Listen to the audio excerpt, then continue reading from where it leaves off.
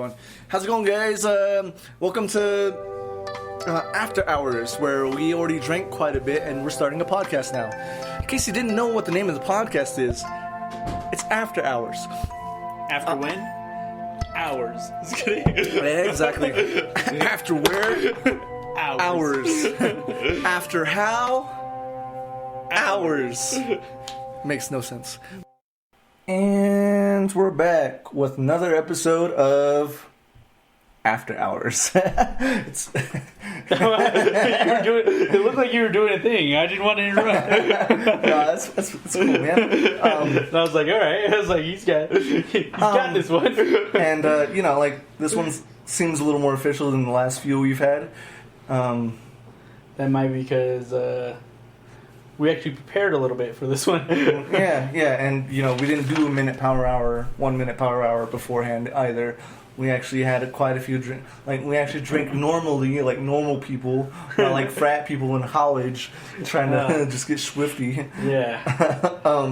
We chilled, drank a few beers, came back, and we decided that tonight's gonna be old-fashioned kind of night. Yeah. Which literally means we're making old fashions the entire time. Yeah, so bought a full handle for it. Handle.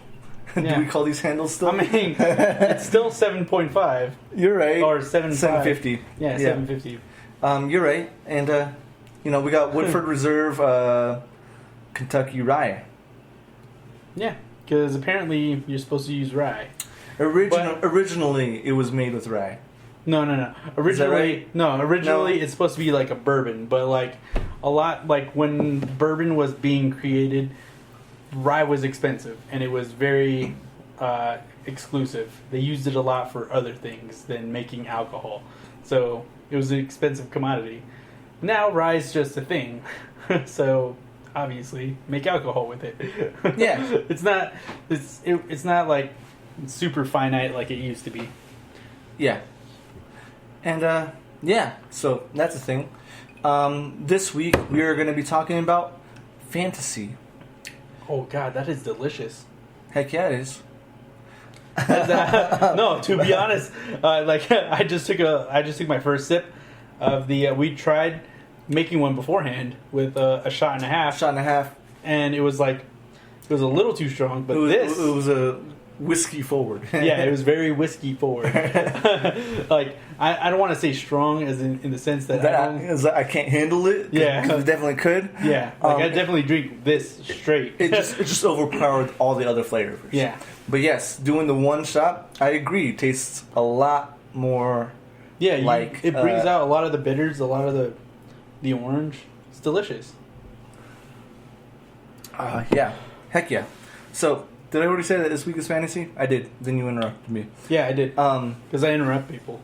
And apologies that I think the way I have this turning out is that it's going to be us returning with a couple of special guests that you probably already know, which is Jack and Taymond. And then it's going to be us and Tillman that played the episode before this. But it airs after this. It's going to air this Friday, which is... Holy shit. The 21st. Weird. Yeah. August is going by quick. Right?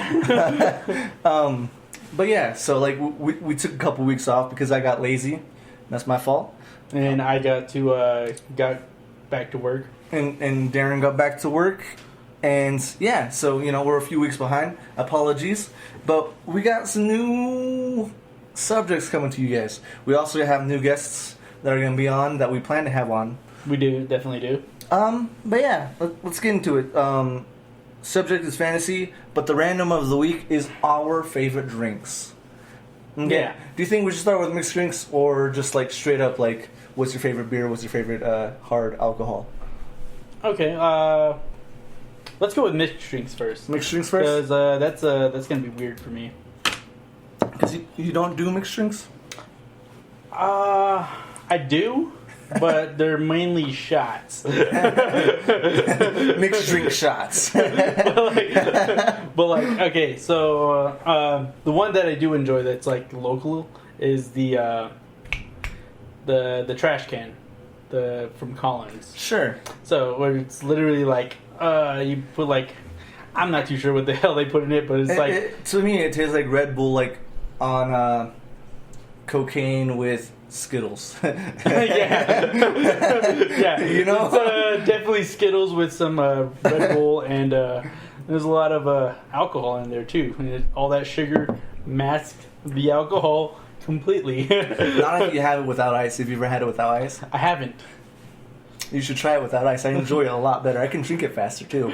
What? That's amazing. Because the ice, like, that's why I don't like drinks with ice in it, because I can't drink it as fast. You know, this has got to be a thing, because like I can drink alcohol very fast, and I've been waiting to see Ryan drink something faster than I can. To be fair, I did beat him like a week ago. He just doesn't accept it. I don't accept it because we were talking.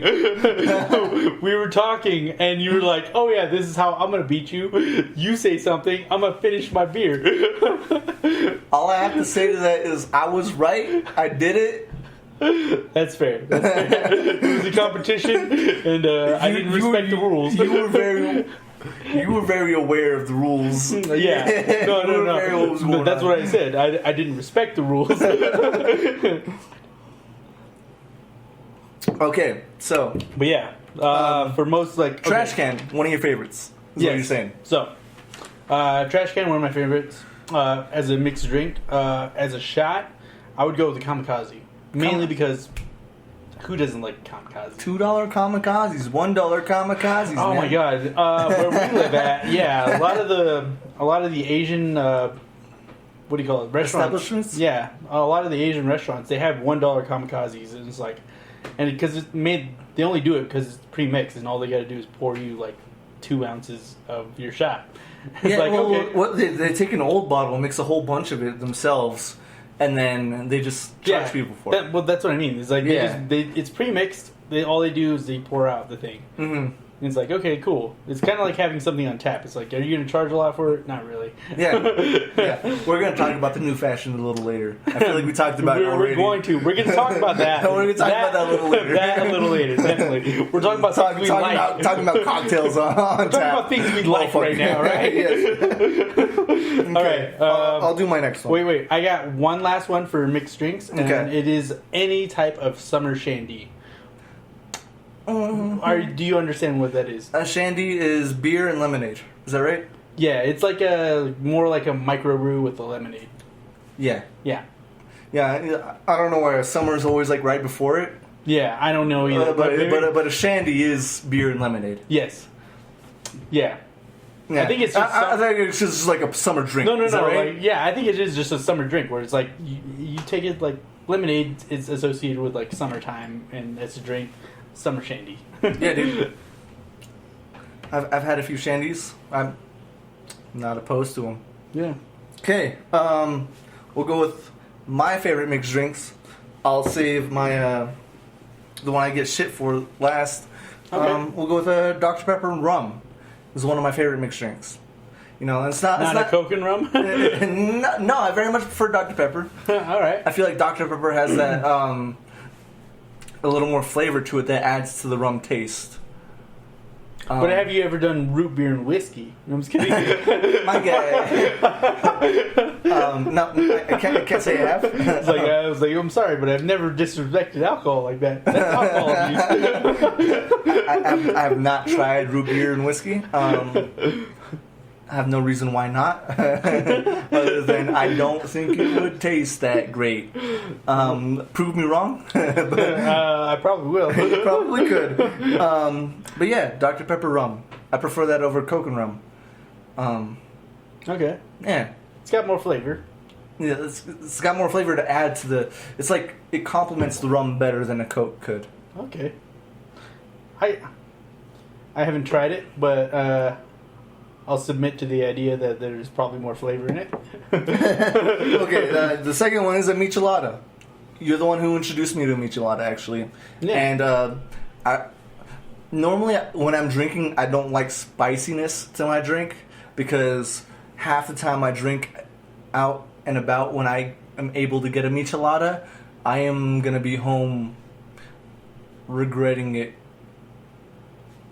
because I spew sometimes. Yeah. And you don't want spicy things when you spew. That's fair. You don't want spicy things when you spew, and that's my main concern about having spicy things. Yeah, regardless Because I love spice. I do. Yeah. Spice is great. You just don't want it before you like have the potentially have the potential to just like have it come out the wrong side. The only thing I was gonna say is like anything spicy is always horrible coming out. Either end, yeah, that's true. But like more so one end than the other. Yeah. Especially if you get your navel cavity. Oh Jesus God! I just felt that. Gosh, wow. Okay. So another thing. The one I actually get a lot of shit for because I was like, you gotta try this, but everyone hates it. I think I only met like one or two other people that actually enjoyed this and will still drink this with me. And that is gin and tonic with bitters. And I don't know, man. Like Depends on the bitters. I guess it does. Back when the green room was a thing, because it's not a thing anymore, and it's been confirmed. Yeah, we saw the new signage. It's annoying. I'm a little depressed. Yeah, that. Like people there were really Dude, cool. that was iconic. I remember when they that became like a historical landmark, and then it was like, oh shit, they changed it to something else though. It was like, all right, it's fucking weird. And then it just turned out to be right. Yeah, now it's just another thing. Yeah, but I was there one time. I'm like, barkeep. I didn't say barkeep. I said bartender. But barkeep's a better term. Barkeep's hilarious. Barkeep.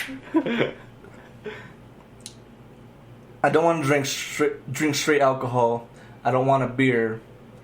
I want something mixed, but not like a cocktail. What can you offer me? He looked at me like straight in the eye. I was like, gin, tonic, bitters.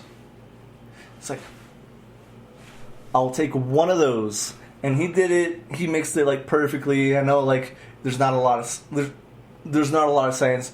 Bartenders kill me. There is a lot of science behind like exactly how much you add and the whatnot. ratios. Yeah, but he did it perfectly. And I was like, I drank it. I'm like, this is it. This is my drink. No, it's yeah. I'm pretty sure I've had it like once or twice with you. Delicious. I just think people got it wrong because like there's one time. Yeah, because since the first time I had it, has not been that great. But it's like I could after like you have like a semblance of like what it was. Yeah, what like it's like it's like listening to Blink-182's new album and hearing like, oh yeah, this is still Blink-182, but it's not. You know? Yeah. You still have like a semblance of what it used to be, of what I tasted before. Yeah, and for me, like that drink, every time I've ever had it with you, it's a hit or a miss. Literally. Yeah, like, yeah. It's weird. I either add too much of one thing or too less of something. Like there was like the dude that like added way too much bitters where it was just fucked up. And it was like, oh fuck, this is bitter. Yeah, I was like, why would you add that much bitters to it? I was like, it's still clear, it's still perfect. Like, but like, why would you add that much bitters? And I know it's a thing, but like apparently gin and tonic's like a very gay drink. Is it? Yeah, I've been told that by the gay community so many times. I don't know. I honestly don't know, but gin and tonic has been around since like forever. Girls order it, guys order it. Well, I know like a lot of people order it because it's like it's a really low calorie drink, and it's just like it's also a very safe drink that won't be bad. You know? Yeah. Like it's one of those things where it's like, oh yeah, well it's just bubbly alcohol. But I've been told plenty of times, oh that's a very gay drink to order. I'm like. So, like, why would you put me in that spectrum? Why would you put anything in that spectrum, you know? No, to be honest, like, if people who say that, like, I was like, they think wine's a gay drink. It's like, what the fuck? It's like, really? It's like wine? It's just Dude, I fucking love just wine. I won't drink wine out of anything other than a ceramic mug, though. The only thing I hate is literally, I hate wine that is too dry. Fair. I understand. I can't. I understand. Like I understand. Like you drink it and it feels like the back of your tongue's like drying out and shit. Yeah. Yeah. Yeah. I can't stand that. Like, No, yeah, people are like, it's odd. people really like, a lot of people are like, oh, you have to have this sophisticated palate to like dry wine. It's like, no, it's like, fuck that. It's like, it's making my, it's dehydrating me instantly. It's like, what are you doing to my body? Yeah. But, like, I will stand by this till I find a better wine. I should say that. But there is a special reserve that the Palms Casino in Vegas had. Mm-hmm. There was a red wine. I can't remember what it was. It was literally just a celebratory wine for their premiere when they rebranded themselves. So, for their rebranding, this red wine was their, I forget what, like, the dude never told me what distillery made it or what vineyard it came from or anything. Mm-hmm. He just said it was a part of the collection where they had their rebranding. And I was like, okay, cool. I was like, pour me a glass of that. He poured me a glass.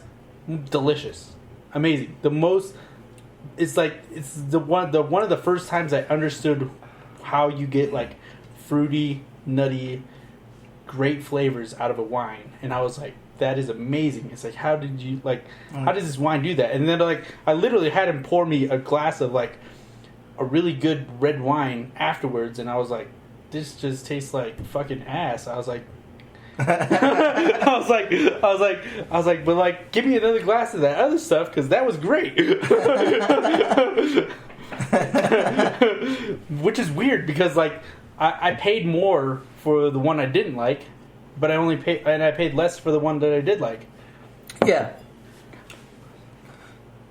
Let me do one thing real quick. Yeah, go ahead. Sorry if you drew, Ryan. You're gonna have to hear this probably. I don't know that way. Oh, that's gonna Swivel hurt. it inward. That's gonna hurt my ear. Oh, just me talking. No, me swiveling it that way, like the creaking? the vibrations Okay. and everything. Yeah, that should work perfectly for you. The way you're leaning, Okay. then the way because you were leaning that way before. I wasn't. Okay. Actually, a little bit closer. Yeah, I was gonna say that's There we kind of go. far away. There we go. That should work perfectly. I feel like that would be perfect, but whatever. Might be. Yeah, feel what you feel, man. Anyways, but yeah, It's all feels right now. Gin and tonic bitters. I've only met 2 people who actually liked it. To be honest, you're indifferent about it because you've had very bad, but very good same time renditions. Well, no, like when you tell me to go get you a gin and bitters, like most of the times I'm getting the same goddamn thing, and then he's making me the exact same thing he's making you. So I'm like, okay. I was like, yeah, dude. It's a hit or miss sometimes. Mm-hmm. I agree. It's like I agree. And that's the only reason it doesn't make like a category for me because a lot of the times it's a hit or a miss. And a lot of good cocktails are always. And that could be dependent on the gin they use because not all bars stock the same type of gin. Sure, right? Like, and I watched a whole video on gin today. We're not going to get into that because that's a whole subject. Mm-hmm. But apparently there's like 6 other gins, 6 different types of gins. Is there? Jesus. I mean, Moses. Moses is real. You gotta watch that. But let's go into the more broad category: beer and hard liquor or hard alcohol. I feel like those are 2 separate categories. Well, they are 2 separate categories, but they're broad categories compared to what we just talked about. Okay. So for beer, I will always. I think I'll stand by this for like until I find something better. But Mother Road puts out some really, really good beers. No, but like, do you have a specific beer? Like I do. I'm looking at your numero uno, my guy. That beer? Of any beer. All right, so Ever. I'm going to say this. Mother Road, I love almost your entire selection. But the thing that stands on top of all of them isn't the most alcoholic. It is Daily Driver. Daily Driver, I feel like it has great flavor. It's definitely it's definitely packing more of a punch than like a standard microbrew or like any like other craft alcohol. It's got it all. It's literally like it's got enough flavor and taste to stand above the rest with the alcohol proof that it's at. Yeah. I very much enjoy Daily Driver, my guy. Yeah. You know that already. Oh yeah, definitely. That's why it hits like that hits my number one until I find something that's superior to that. Sure, I agree. And again, we could say there's different types of beers, right? Yeah. I mean, I'm saying one because I hyped that one up too much, and I like the other two. I got a little bit to talk about. Yeah. Okay. So, if you don't mind, I have two beers that are like very much kind of neck and neck on my favorites. Okay. And I'll say the first one first because I already mentioned those I believe on a previous podcast, which is Hop Stupid. Is the beer that got me into beer. Actually, I wasn't actually able to say this on a previous podcast because there was too much controversial things said in that moment. But yeah, I think it was actually off of our first podcast that I had cut out that I was saying that Hop Soup was actually the beer that got me into beer. And yeah, because like before I drank beer, I'm like, oh, this is gross. I guess I'll like try and get used to it. But Hop Stupid, I actually started like Hop Stupid by Lagunitas, by the way. My friend pointed me to that direction. He's like, oh, you don't like beer? Here, try this one. Like this one might help you out. Because, I don't know, it's not actually an IPA, it's an ale, I think. Is that right? No, it's an IPA. It's not. I don't think it's an IPA. It is. Is it? It is. I'll have to look it up later. I'll let you know. I'm like 90% sure it's because an IPA. I thought it was an IPA and I looked at it and I'm like, this isn't an IPA. But weird. I distinctly remembering it's not an IPA because I was surprised it wasn't because it very much tastes like an IPA. Fair. That is fair. That might be why I'm thinking it's an IPA. And but I'll look it up while Darren's talking later. To get some, to get some fact checking in this shit. But yeah, Hop Stupid got me to actually liking drinking beers. But right now, as it stands, my favorite beer is also by Mother Road, which is the something highway. Lost Highway. Lost Highway. I want to say Dark Highway. Because that makes sense. Only because the beer is dark. Yeah, it's a porter.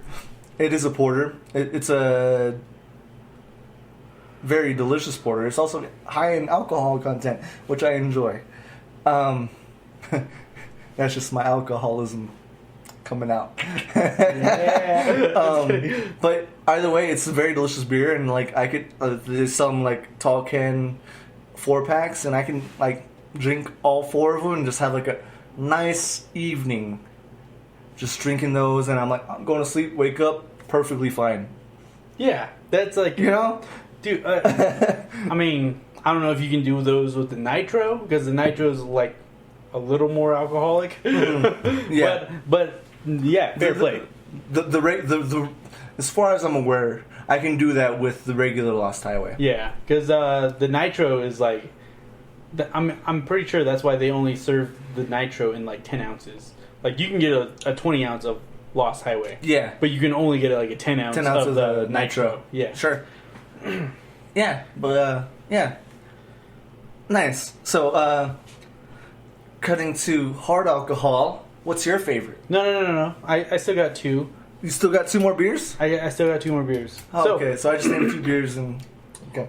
Well, I'm gonna mention these 2 like very quickly because they're well, the first one is same. It's kind of same as you. Like, it's the beer that got me into beers. It was an Michelob Amberbach.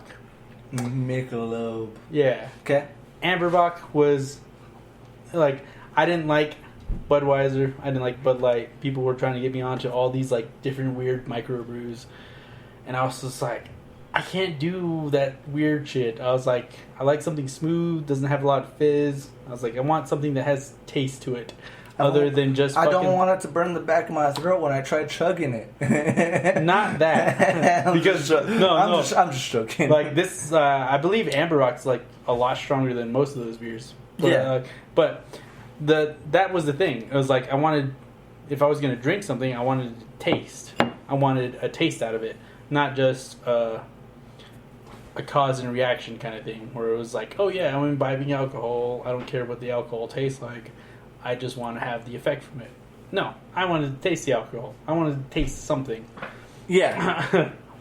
And that Michelob Amberbach introduced me to that. It was like, if I feel like I was having a stressful day, I'd pop 2 of those open, drink them, go to bed, wake up fine.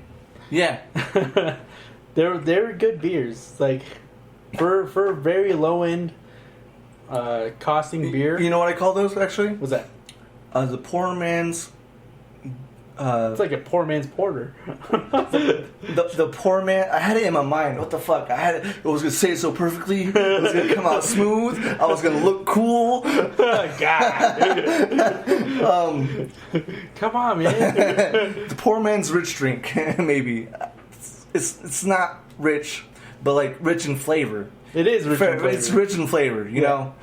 And that's exactly how I look at Amberbach. One of my friend's ex-boyfriends was all about Amberbach.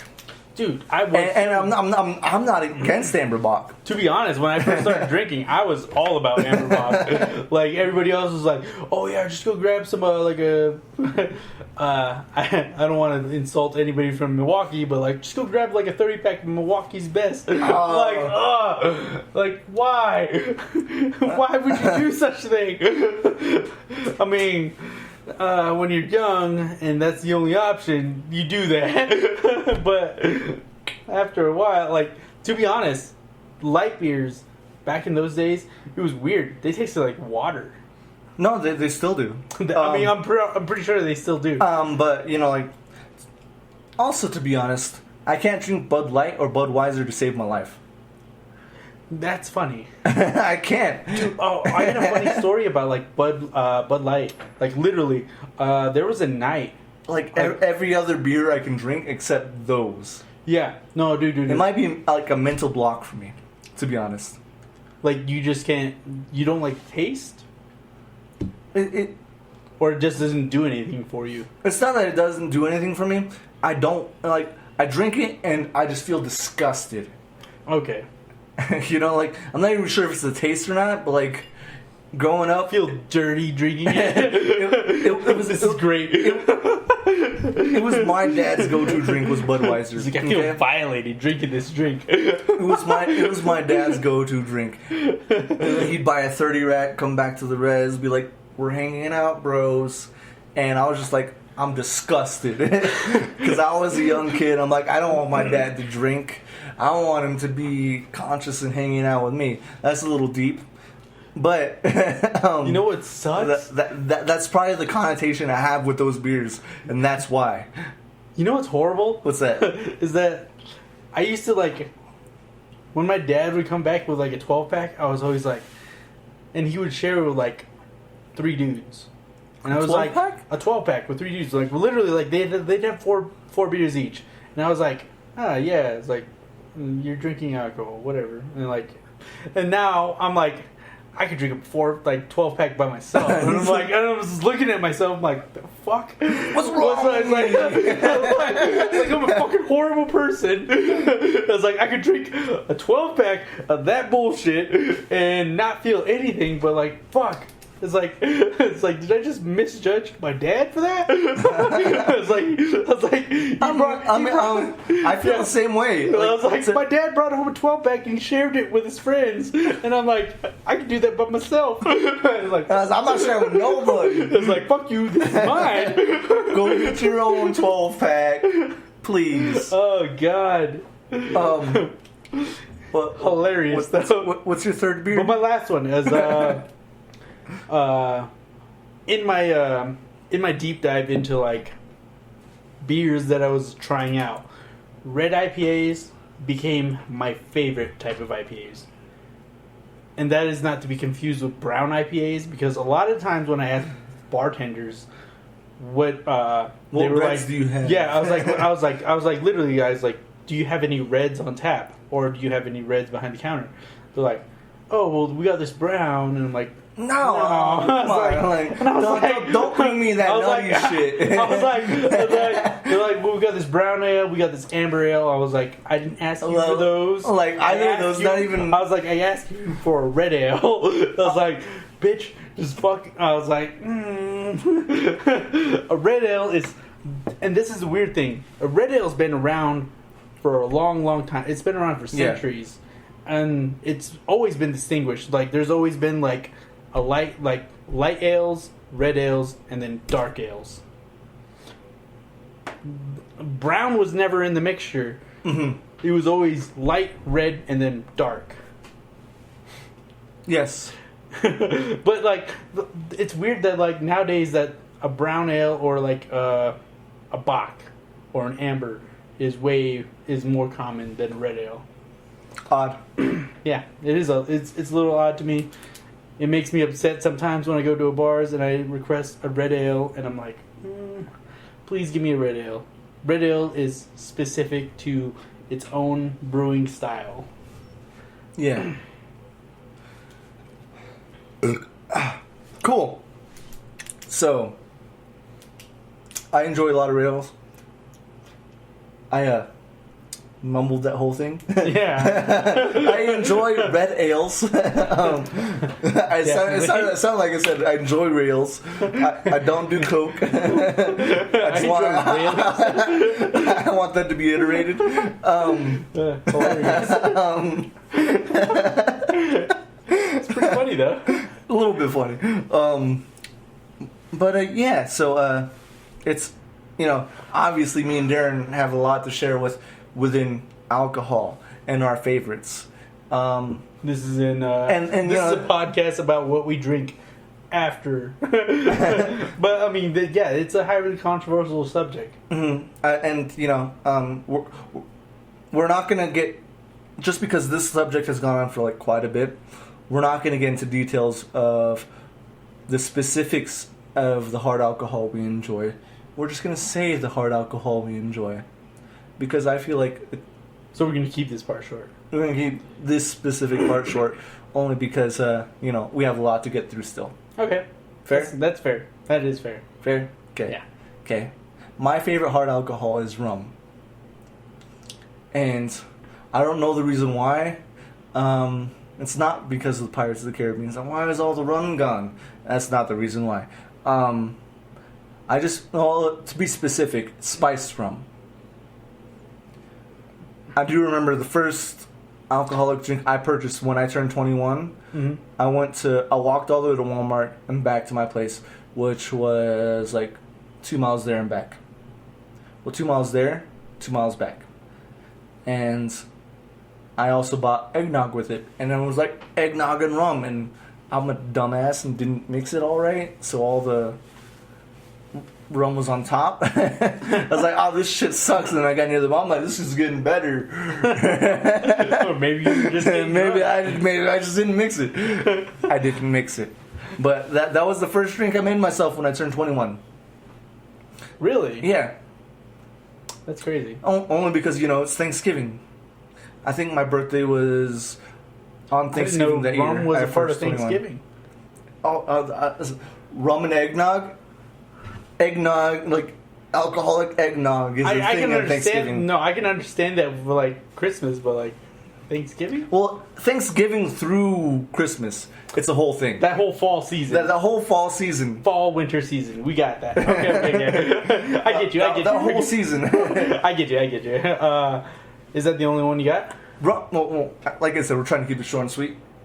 I mean, you gave a brief description. It was 1 minute. You're probably good. Spiced rum. Yeah, spiced rum. To be honest, I would say this, just to counter it. A lot of people who say rum is rum don't consider spiced rum rum. Fair? I mean, it's fair to them, but like also I've had non-spiced rum. I'm like, where's the flavor? yeah. Dude, that shit is like that. Non-spiced rum is like pure fire. I agree. Yeah. Which is why I specified spiced rum. Yeah. That was my idea. Do you have another one?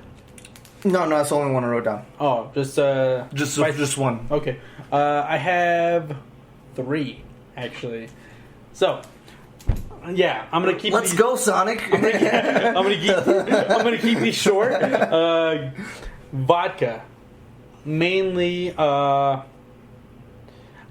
It's kind of a throw up between Belvedere and Grey Goose.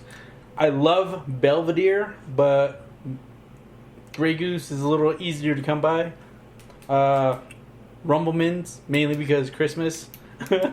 Christmas is amazing. I love the taste of peppermint. And you like schnapps? Schnapps. You like peppermint schnapps? No, like Rumblemans isn't even like a clear alcohol. It's like more of darker, kind of like a Jaeger. Okay. Jaeger's its own thing, though, right? I mean, that's why I'm saying that Rumblemans is kind of like Jaeger. Like it's its own thing. Like, well, Jaeger's spiced with licorice, and the Rumblemans is spiced with peppermint. Is it actually spiced with licorice? Yeah. What? It's a licorice vodka. It's a licorice vodka. I didn't know that. Yeah. I was like, Jaeger. Boom. It's like, oh, that tastes like black licorice. It's a goddamn. I understand why not. I thought it was just. Yeah, I thought it was just being like an asshole. Be like, oh, I hate licorice. I hate black licorice. I really do. No, it's a licorice vodka. And it's like, not vodka. I mean, it's a licorice alcohol, and Rumblemans is like a spearmint alcohol, but they're both dark. Yeah. So, in that sense, like you're like, oh, is it clear? I'm like, no, it's not clear. It's like it's clear. Dark. Oh, I thought you did, but like it's not a clear alcohol. It's definitely dark and it's flavored. Okay. But that's Rumblemans. And more recently, I've been kind of like diving into like a lot of whiskeys and bourbons and scotches, I guess, but more of the classical stuff. Mainly to get a taste for it, because when I used to do it, it just tasted like it tasted like super concentrated mouthwash, and I was like, sure. I was like, you get that feeling where it's all just stinging in your mouth, and it's like, I can't take that. I was like, okay, well, once you start getting used to alcohol, it's like, yeah, you can taste flavors after that. To be honest, I couldn't get into whiskey until I actually really got into rum. And I think that's because I had to get used to the taste of the, like, alcohol within the rum. Yeah. And that's almost with every type of alcohol. I just couldn't do it with whiskey because, the crazy part for me is that, like, I could do, like, really high-proof vodka, and I could do really high-proof rum, but I couldn't do whiskeys or, like, bourbons. Yeah, like, even though they were, like, low-proof. Yeah, but nowadays I can do that all day, son. I can do it all day. That is fair. Let's take a quick break and let's remake some drinks. It's break time, and we're back with another episode. I'm just kidding. We're back from break. We just made ourselves a double so that we won't have to take a break so often. Yeah, take less breaks. Or maybe we'll just drink it faster and then take the same amount of breaks. Same amount of breaks, just more alcohol. Oh, God. It's like, did we just screw ourselves? Holy We'll find out. Only time will tell. So, again, to reiterate, we are doing fantasy this week. And then that's not to be confused with fantasy alcohol because we drank all the alcohol we did. No, I'm just kidding. It's like, no, I just pretended to drink all that shit. That's still fucking great. I was expecting it to take a curve. That is actually. That's amazing. Measurements. Who knew science would work? Science. Who knew? I'm gonna save that one for last.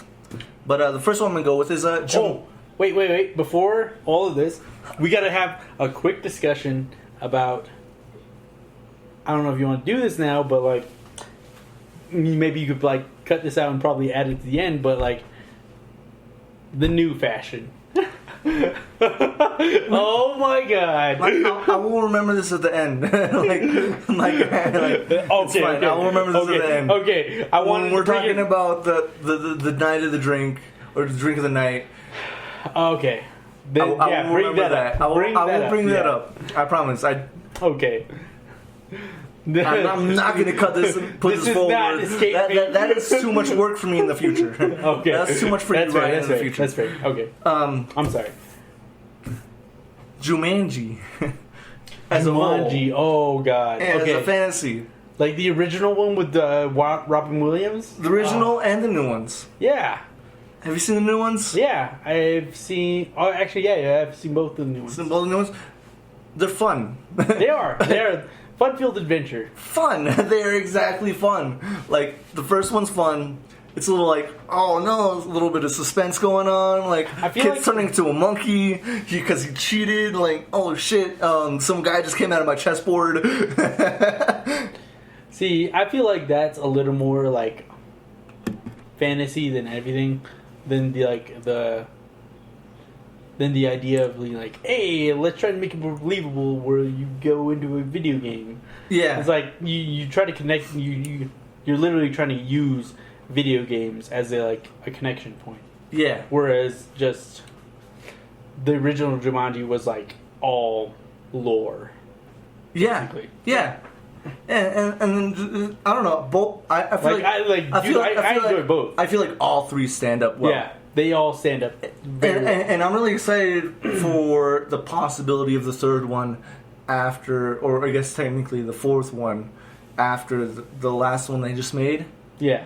Only because Winston Bishop is going to be in it. Is he? Did you real? Oh, do you know he has his own show now? Does he really have his own show? Yeah, it's on Hulu. What? How do I not know about this? Oh my god, son! Anyway, you and I will have this discussion later. This is off the rails. No, you and I will have this discussion later. It's on Hulu, son. Like, I literally had like 3 or 4 pop-up ads about it, and I was like, Ryan's got to know about this. I don't know about this. You and I will talk about this later. But Jumanji, yeah, it's always been a family favorite, you know? Like, through like the original to the new ones. Like, even my niece, yeah, a lot of Frankie, like, she's all about Jumanji, man. Yeah. She's about the original, she's about the new one. She's seen I think she's seen the newest one. But, you know, it's been a solid franchise. Yeah. You know? And it's good. Which is weird, because it doesn't start out as a franchise. No, it didn't start out as a franchise. Yeah. It was just that goddamn good. It was just Robin Williams, at it. doing his thing. Okay. So, I'm going to bring up one that both of us agree on. Lord of the Rings. Lord of the Rings. Amazing. How many kids in your school claim to have actually read all 3 books before they came out and the movies? To be honest, none. None? Okay. Like, I feel like the whole reading of the books things was like a thing that happened later in generations, but a lot of the people I knew didn't, they weren't like bragging about how many books they read. I mean, I've read thousands of books, but I'm never like talking about, oh yeah, I've read that book. Okay, so when did Lord of the Rings first start coming out? Was it 2000, 2006, 2005? Yeah, I feel like 2005. Maybe a little earlier. Maybe a little earlier. Okay. Well, I could read at that reading level, but I didn't want to read that many pages. It was one book. And, well, they split them into 3 books at this point. They had, like, the pictures of everyone on them. No, like, the original book was Well, the original book was one book, sure. But they had The Fellowship of the Ring, they had Two Towers, and they had Return of the King. Because Peter Jackson already split them up to all 3. And but those were theatrical releases. Yeah. The original book. Yeah, he already had those things. Yeah. And so then everyone was like checking these books out, and the librarian's like, no, you can't even read at this grade level. I mean, the original Lord of the Rings book was like, yeah, it was about 1,000 and something pages, but it was one book. Then they split it into 3 movies. But when they split it into 3 movies, they actually split those movies to the books. Yeah, and that's why I call them theatrical books. Is that they're literally created to follow the storyline of the movie. Yeah, because yes, because there are a lot of things in the book itself that are not in the movies, and there are a lot of things in the book that are not chronologically correct with the movie. Yes. So that's the only reason I bring it up. Is like the book was different than the movie, and the theatrical book was very similar to the movie. Huh. I wasn't aware of that. Okay. But still, I had so many kids in my class being like, "Oh, I read the book." I'm like, read this sentence, motherfucker. yeah. I get it. Like, you don't even know. I read at that reading level, and I wasn't even about to read that book. And I'm like, there's no way you just read this book. Mm. And just to let everybody know, I never read the Lord of the Rings book, the original book. My dad did. He told me about all the inaccuracies that it had, and he was like, he loved the movies. Mm-hmm. Like, he owned the director's cut box edition, which was like almost a $250 thing when it came out. Yeah, I remember when those were $1 million. Yeah, like he pre-ordered the shit, and then when he had it, he had like 3 copies of it. Literally, he had the theatrical version, director's cut version, and then he had the special edition, collector's edition. And I was like, how the fuck do you have so many editions of this same movie? Like, I literally, every time I went to go see him, I was like, what the fuck? I was like, why do you have so many different iterations of the fucking same movie? He's like, they're different in their own ways, but... And then, like, every time we would, like, sit down and watch the movies, he would always be like, that's a little inaccurate. That's not right. Okay, well, he's supposed to be at the end of the book, too, but they killed him off in this part. And I was like... What the fuck? I was like, let me watch the movie. No. I grew up that way, and I kind of respect that. It was like, hey, cool. I was like, I still respect the director and his vision and the way they want to portray the movie, but like also I respect the idea of the author. It was like, hey. Yeah, it was like the director of this movie felt like this was a good direction to go in. Whatever, he changed it a little bit. It doesn't affect the storyline too much. That's the part I have qualms with. If it fucks with the storyline completely, yeah, that is bad. Yeah. But I remember watching every single Lord of the Rings on the premiere that came out, like midnight premieres, coming here to Flagstaff, and just watching them at Harkins. Like Thursday / Friday morning. This is the other thing. Harry Potter. Okay, we're mentioning Harry Potter. We're mentioning Harry Potter. But you're talking about premieres, and I like, for the life of me, this is the most I can remember out of Harry Potter movies is literally people who read the book spoiling the ending for the people who were trying to watch the movie. And it was hilarious. I've never had that. I've never had that problem. And it was leaked. Like you can find so many different YouTube videos about people just going like, "Hey, I'm gonna ruin the ending of Harry Potter Harry Potter movie." The unique thing about Harry Potter, I feel like, is that they started the movies without them knowing the ending. Of the books, yeah. Yeah. And because usually, the books have already come out, and oh, okay, everyone's hyped about this. Let's put it out after they've already ended the books. Yeah. And then all of a sudden, it's like, oh, hey, Harry Potter's in their 4th book by the time they start their the movies, right? Or 5th book, I don't care. Yeah. And there's 7 books. 7 books. There's more than that. Is there?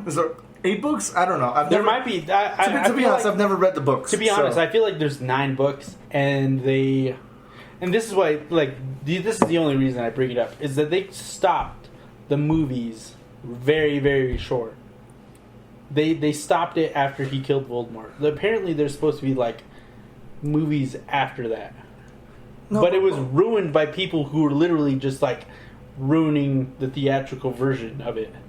The entire time. I'm not sure if that's right. We'll have to look that up later, but I'm not sure if that's exactly right, because I grew up with a sister who was like super. She read all the books as soon as they came out. And okay, they might not have been like the books, but they might have. But this is at the time in like when like you could literally like you could get the manifesto for a movie and a book before it was released, and that timelining is like years before it went to public. Yeah. So a lot of people had like, and this is the thing. The stupid thing is like.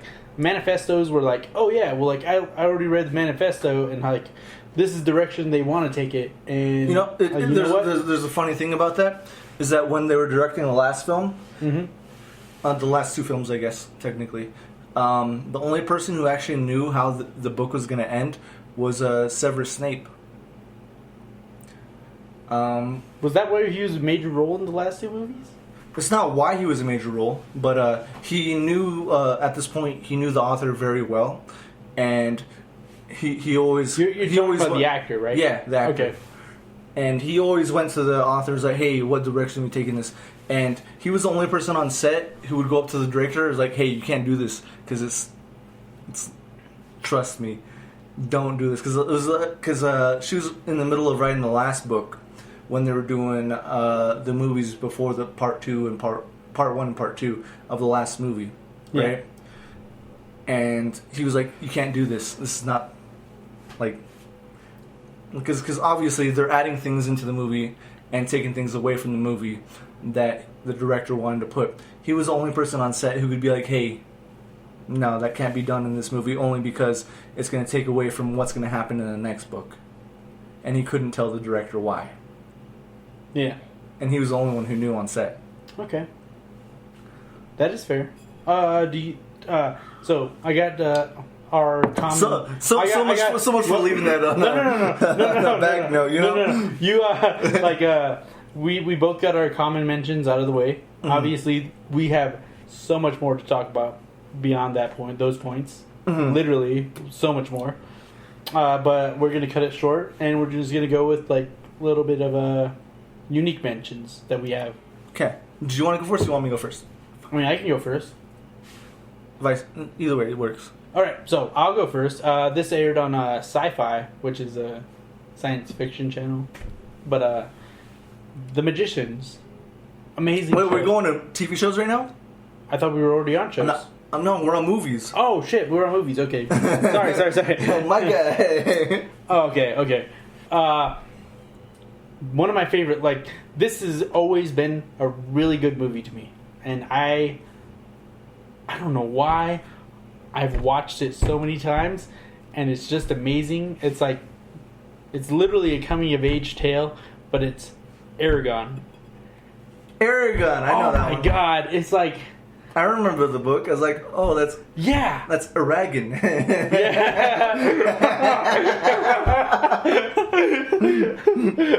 Oh my God, Aragon, dude! Like, and it stops at the the movies. I heard. I know what the movie stops. I've seen the movie like a couple times. No. I hear that they made a second, a sequel to it years later, but like. The idea behind like Aragon itself was like such a they encapsulated that story greatly in that movie, and it was just like, you know what, you did good job. I want to see more, but there wasn't a lot of support. There wasn't a draw behind it. Yeah, there wasn't. The books were the books were really popular. Oh my God, the books were really popular. The movie didn't do so well. Yeah, the movie didn't do well, and that's why I never got a sequel. But it deserved the sequel, and I feel like I was interested. Yeah, and to be honest, I hear that it got a sequel almost a decade later, and it's like, you know, it's too late. No. Like I heard it got a sequel, and I just never bothered to look up what it was. But Aragon was amazing, and I love that the entire feeling of like That and like the Sorcerer's Apprentice. Sorcerer's Apprentice. Oh my god! Or the Vampire's Assistant. That one didn't draw me in too much. That one was hilarious. I just it was a good. It was a good like. It was middle range for me. Okay. Literally, but middle the range. Sorcerer's Apprentice. That's Nicolas Cage, right? No, Sorcerer's Apprentice. Yeah, Sorcerer's Apprentice is Nicolas Cage. Vampire Assistant is John C. Reilly. Yeah, John C. Reilly. I almost said Danny McBride. I know. But yeah, I get those two confused all the time. Okay, my other fantasy movie is Cloud Atlas, which I think is a movie most people don't talk about. I don't hear people talking about it, but it's got a great cast and it's got a great storyline. It jumps around, sure, but it jumps around perfectly. With that type of movie, you got to be very delicate, and I feel like they picked and plucked and put the things right in order where they should be. And if you haven't seen Cloud Atlas, you should. I haven't. I've heard many great things, and like I can't, dude. I try. To be honest, I've tried.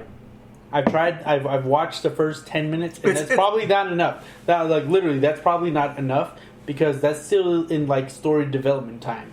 But after like. And I've only done this when I've gotten off of work and I was like, oh, let me just lay on the couch and try to watch this movie. And then, like, I literally just fall asleep. That's mainly because, like, work has, like, drained me of all will to, like, pay attention. I used to own the movie, but then I bought the movie. I was like, oh, fuck, this is great. So I showed it to my girlfriend at the time. And when we were broke up, I was like, take it. It'll remind me too much of you. Yeah. So I was like, I'm not keeping this movie. But it's like, either way, it's still a fucking great movie. And fantasy wise, like, I feel like I explained it well. And if you haven't watched it, I don't want to spoil it for you because, you know, it's just that kind of movie. Yeah. So let's move on. And I guess we're about to talk about TV shows because that's natural for movies and TV shows. And Darren already brought up a TV show, which I was actually going to bring up. I was going to bring up The Magicians as well, actually. Oh, okay. Oh, you can bring up The Magicians. No. I will bring up a show that I am very fondly that... No, okay. We're going to take a quick break because I got to change the batteries. And I got to take a piss. And he has to take a piss. So we're going to be leaving off with TV shows, starting with The Magicians, because we both enjoy that show, apparently. Yeah. It's break time!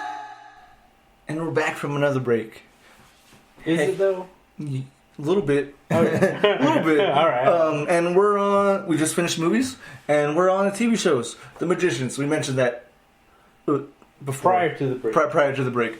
And I very much enjoy the Magicians. I think there are a few characters on there that are a little annoying, but overall, the story, the way it flows, it surprises me. You know, like some of the times it's like, oh, I didn't expect them to like this part of the story to be that type of story to happen. You know?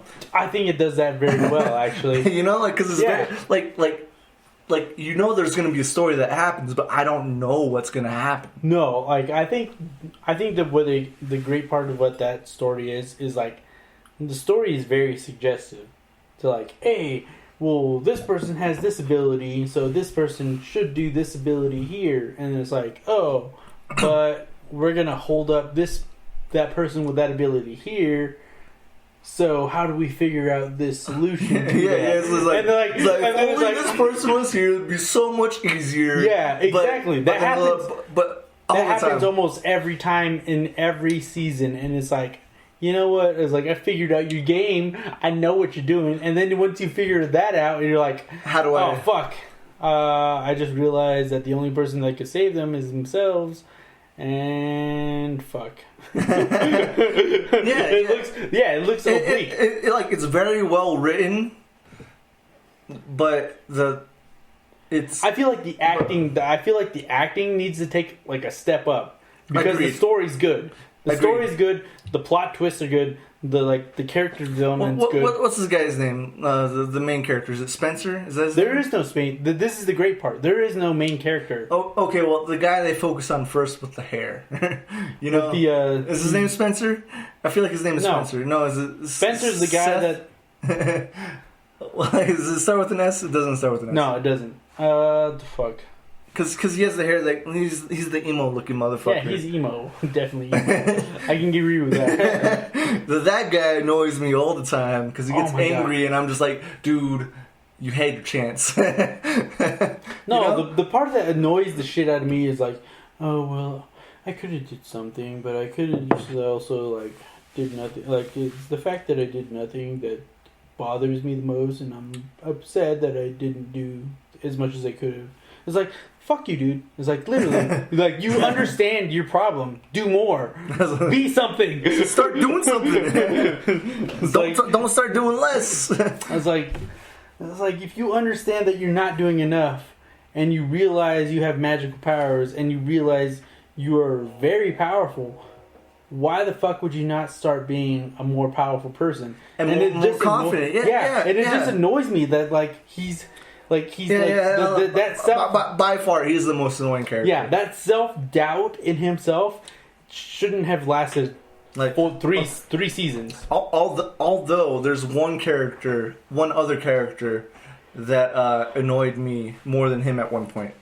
And it's a chick, right? Yeah. Yeah. You know what I'm talking about. Yeah. You know what I'm talking about. I know what you're talking about. All right. Like, but she's overconfident. but either way, it's a great show. I think they just came out with the 4th season on Netflix. Yeah. They didn't just put it's like 6 months ago. And to be honest, like, I think she's one of the greatest characters. Yeah, no, same.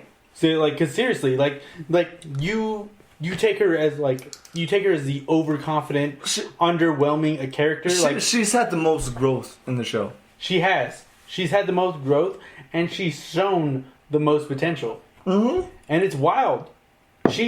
Even at the end of the first season, they tell you that. Yeah, and she's given the most, like, she's given all these weird titles and the most responsibility.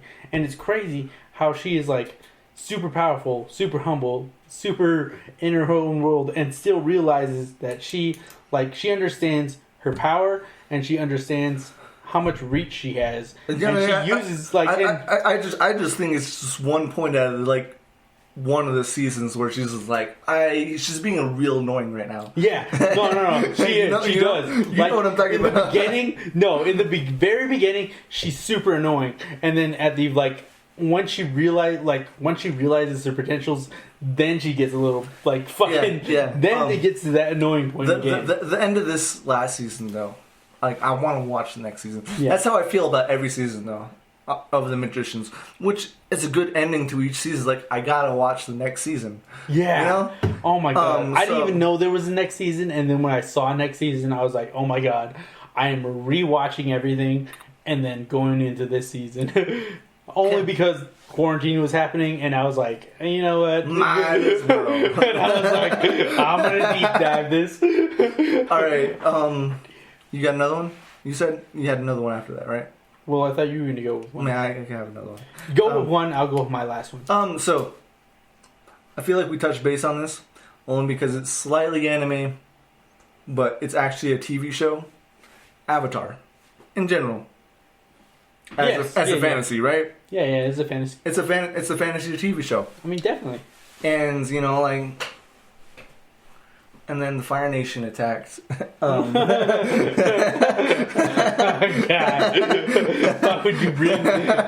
Why would you bring such atrocities onto this podcast? But, you know, like, as a show in whole, like, very well put together. Especially the first part of the show with, I guess, technically the first 3 seasons. And then water, earth, fire... Because Aang already perfected air, like, at age 12. Yeah, he was a master airbender by age 12. He's a prodigy. He was. He mastered all elements by the end of the summer. Yeah, fair. That is fair. He is a prodigy. Come on, son. He's a prodigy. But, like... He couldn't stop it. He couldn't stop the invasion. He didn't stop the invasion. It was a weaker form of invasion. At the point in time where he went to ice, and the point where the Fire Nation invaded his homeland, if he didn't go under ice, he wouldn't have been able to help. True. Right? What? Like, because he ran away, right? And he became little ice under Alaska or wherever the fuck that is. Yeah. If he didn't do that and went back straight to the air temple, he probably would have died with everyone else. Is that fair? Is that a fair assessment? I wouldn't say that. You wouldn't say that? I wouldn't say that. If he's a prodigy, the way he says he would, I feel like he could have turned the tides of the battle. No, sure, but like, just because no one else saw him as the prodigy that he was at that point in time, I feel like they wouldn't have started teaching him anything. No, but like it is stated from the very beginning of his development that he's emotionally driven, and when he's locked in ice, he is unaware of the things around him, and that's what allows him to be captured in ice. Yeah. Well, encapsulated in ice. Yeah, so, yeah. But at the same time, what I'm saying is that if you went back to the air temple, when the Fire Nation invaded, I think he was too invested in the people there to have left anyone behind. And because if he didn't leave anyone behind, he would have also perished with everyone else there. See, this is where I disagree a little bit. I think if he was still at the air temple when they invaded, he would have became not the hero, but the villain. Where he would have like realized too much of his potential. Like he wouldn't have the serenity to be like, hey, and the calmness in his own heart, like emotion. That's the tricky part of emotions. If you have too many of them, and they can overpower you. So True. if you have too many emotions before you're able to handle them, they overpower you. You don't overpower them. Sure. He obviously has the potential to be the greatest Avatar. And because he did become the greatest Avatar, I feel like that is the best scenario for him, is that he got locked away. Yeah, I agree. So, but I don't think it's because he wasn't strong enough. But you don't think he would have perished in the... I don't think he would have perished. Fire Nation attack. I think he would have killed everybody and then realized, hey, that's where that's like a turning point in your life. Because when he went to ice and came back, he had people guiding him through it. Yeah, he would. And if he didn't go to ice, he wouldn't have those people to guide him. Yeah, he wouldn't. Well, first off, he wouldn't be a humble person at that point because he would be tainted. He would have literally have to have killed the Fire Clan to stop the invasion. Most of the times, he is doing everything he can to avoid... Flamio, my good hot man. Yeah, he's doing everything he can to avoid harm to other people.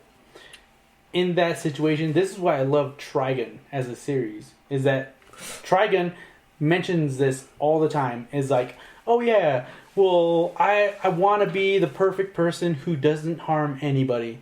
And he's literally faced time and time again where he's like, oh, I have to make sure this person does not survive because, you know what? They're not going to change. And that's the crazy part about life, is like, you got to understand when somebody is set in their ways. And I understand that there's a way to like get people to like, hey, we could probably change you. No. I was gonna bring up Naruto and the fact that Hiruzen, the third Hokage, wouldn't kill Orochimaru because he still saw him as like a pupil, you know. Yeah. But he knew he was evil. And you know, like he wouldn't kill him, and he had the capability to kill him. Yeah. There's no doubt about that. He had the capability of killing Orochimaru before he escaped the Leaf Village, before he was able to like possess other people and come out of their bodies and shit. Before he like started diving in, like deep diving into like everybody else's forbidden jutsu. Yeah, and he definitely had that chance, but he couldn't do it, and so then therefore he let a virus escape into the world. Yeah. Is that a correct assumption? Which is basically the same thing. Yeah, he allowed... But which is the opposite assumption you're talking about. right? No. Because It's literally almost the same assumption. Because, it's a... No. So, it's a negative... You're talking about a double negative in the sense where, like... Well, we're talking about the same thing, but one person doing those opposites. Yeah, exactly. Yeah. So, in the double negative sense of that is that, like, literally, like, this person should not have fought. It is a great thing that they didn't fight because they would realize their own potential within that fight, and they would realize they are the greatest. They are above all nations, rather than being a humble person. Yeah. Rather than taking the time and lineage to find out they're taking that humble person and learning everything, and then the atrocities behind the things that happened to his people were like, hey. Those were the those were the defining factors that kept him from being a horrible person. Mm-hmm. All right, moving on. I feel like we went way too deep into this. Avatar. But in terms of Avatar, Korra was also a magnificent show as well. I don't know if you've ever seen Korra. I have, but a couple things, critiques I have about that. Is that some of the things that were very unique to Avatar, The Last Airbender, became very mundane in Korra. Like a lot they played down a lot of the feats he had. Like not just Avatar, but like a lot of the feats each nation had. I guess like how they had the metal bending core, lightning bending. Yeah, where people could do lightning, and they just like there were people who would show up to work to do lightning bending to like get electricity to the city. Yeah, like lightning was sought as like the a most very rare ability. Ultimate ability you could do as firebending, right? And then there's just people just showing up to work doing it. It's like, come on, that's what I mean. Like they made it very mundane. That's what I mean as like the metal bending core. Also metal, but I also consider metal bending. Yeah, like metal bending core, like, and the finite version, like even with Toph being the very first user of the finite version of it, like that's why I consider her one of the most OP characters ever. Yeah, is that she wasn't a master of all like elements. She was just a very very damn good master of her element. Only because she could understand it, no one else could. Yeah, no one else could. And that's crazy because, like, she couldn't just just feel everything. She could feel the minutia better than anybody else. I agree. But my point about Korra is that the only thing I don't like about it is that some of the things they put in there made like the most special things about the first series. Mm-hmm. They made some of the best things about the first series mundane in the Korra. Yeah, and the spirit, like the way. Okay, so you could discuss this in the sense that that she was able to like connect to the spirit world way better than he could, and that's the main thing. I agree to that. Yeah. Yeah, like that's the main thing is like that she was able to connect to the spirit world way better than he could, and that's that. The spirit world doesn't care about good and evil. The spirit world care about what's good for spirit. Well, technically they care about balance. Yeah. Well, but that's what spirit is. Spirit is balance. And so, I'm talking it's about not exactly good and evil. It's just balance. Yeah. Let's move away from Avatar. Where's my TV shows? The Witcher. You ever watch The Witcher? I've watched Netflix? 2 episodes. I've been trying to watch. I've really been trying to watch. Fucking Carvel. I still see him as Henry Cavill. Yeah. I still see him as fucking Superman. Superman. It doesn't. I don't know, man. From the first episode, I remember when it first came out. I was like, I'm gonna watch this episode. All right, I'm not expecting to like this. But it's the type of thing I would watch.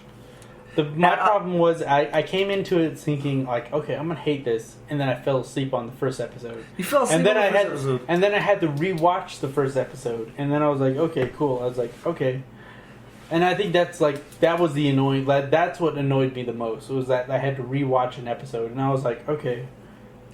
And so then you just watched 2 episodes. Yeah, I watched 2 episodes, and I think I think that's what the problem was for me. Was that like I was annoyed. It's such a good series. I promise you, like. Yeah. I get it. I'm gonna try to do it when I'm not like. I'm gonna try to do it when I'm not. You're not good at rewatching things. No, I'm not good at rewatching things, but like, I'm gonna try to rewatch it. Okay. And it's crazy how I don't get it. Like, if something has a like the show, I've watched good shows and I've had a bad impression on them because of my own life. Where like maybe something's going on in my life where like it's gonna make a bad experience of this show. That it's hard for me to rewatch kind of stuff like that.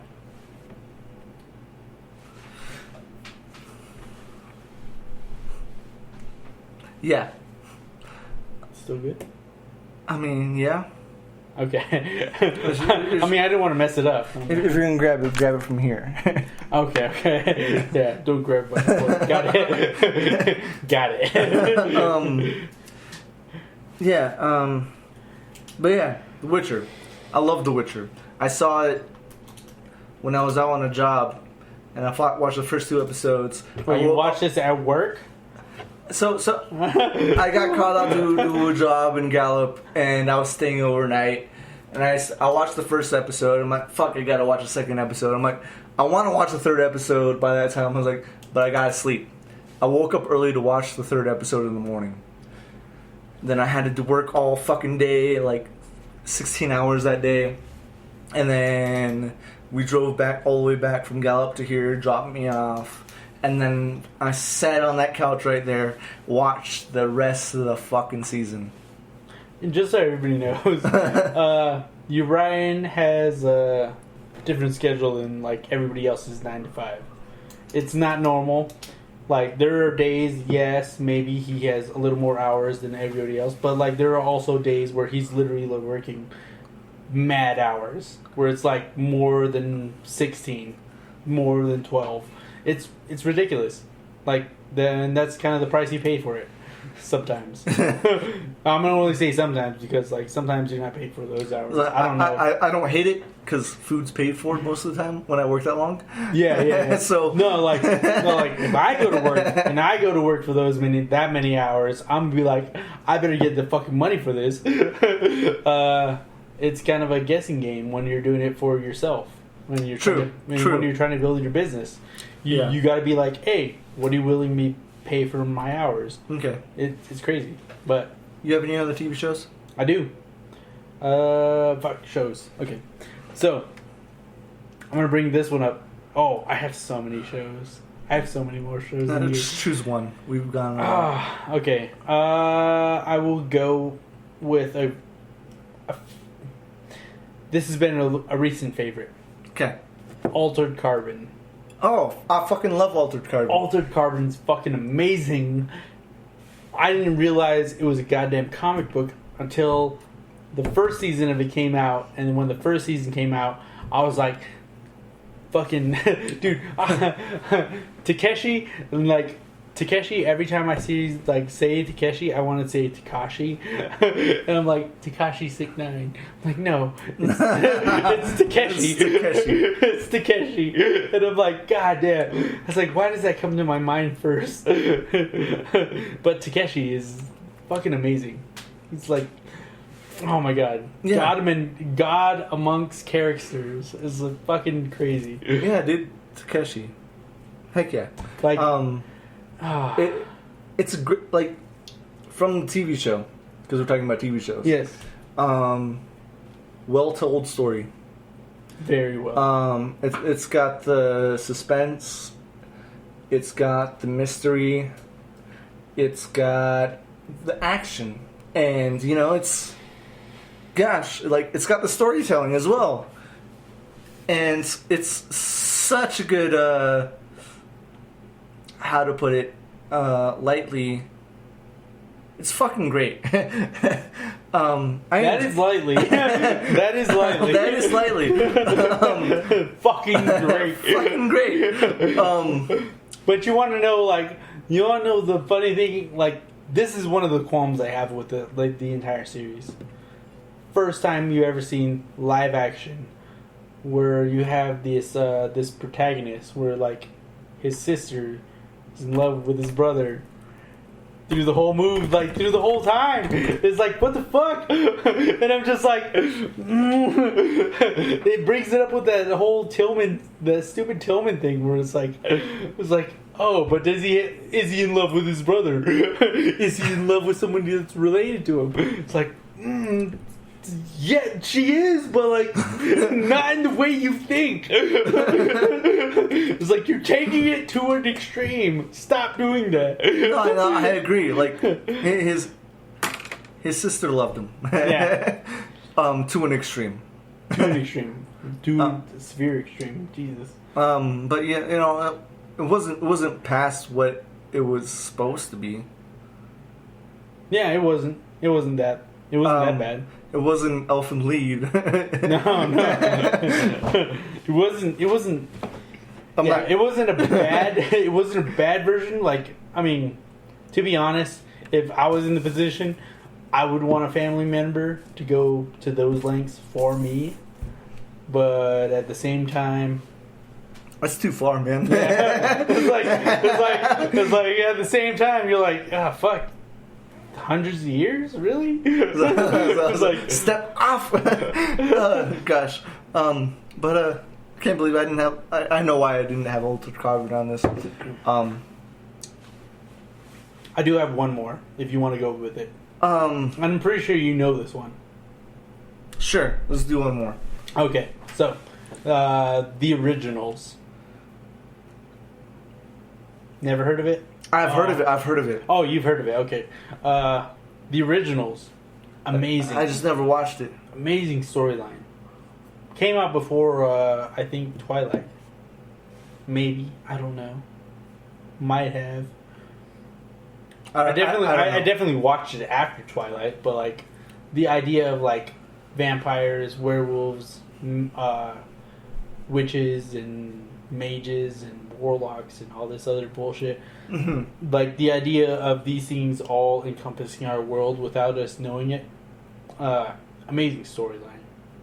Just great. Like, I can't speak to the amount of... And the weird thing is they do it in America. And it's is that the weird thing? Yeah, that's the weird thing. Is that they do it that is the weird thing, is that they do it in America. Because these a lot of these like, I don't know what you would call them, like a lot of the mythology develops outside America. Yes. Or is first recorded out of America. Most. But like most of them develop, like most of them in recorded history are outside of America. But all of it happens within the French Quarter of New Orleans. And it's like, okay, well, it's like, oh, okay. So it's like, so Battle for the World happens in New Orleans? It's like, the fuck? But why? Yeah, exactly. It's like, and that's the funny thing. It's like they also kind of do that with the. They also kind of play upon the idea of Hurricane Katrina, how it like kind of like wiped out a city.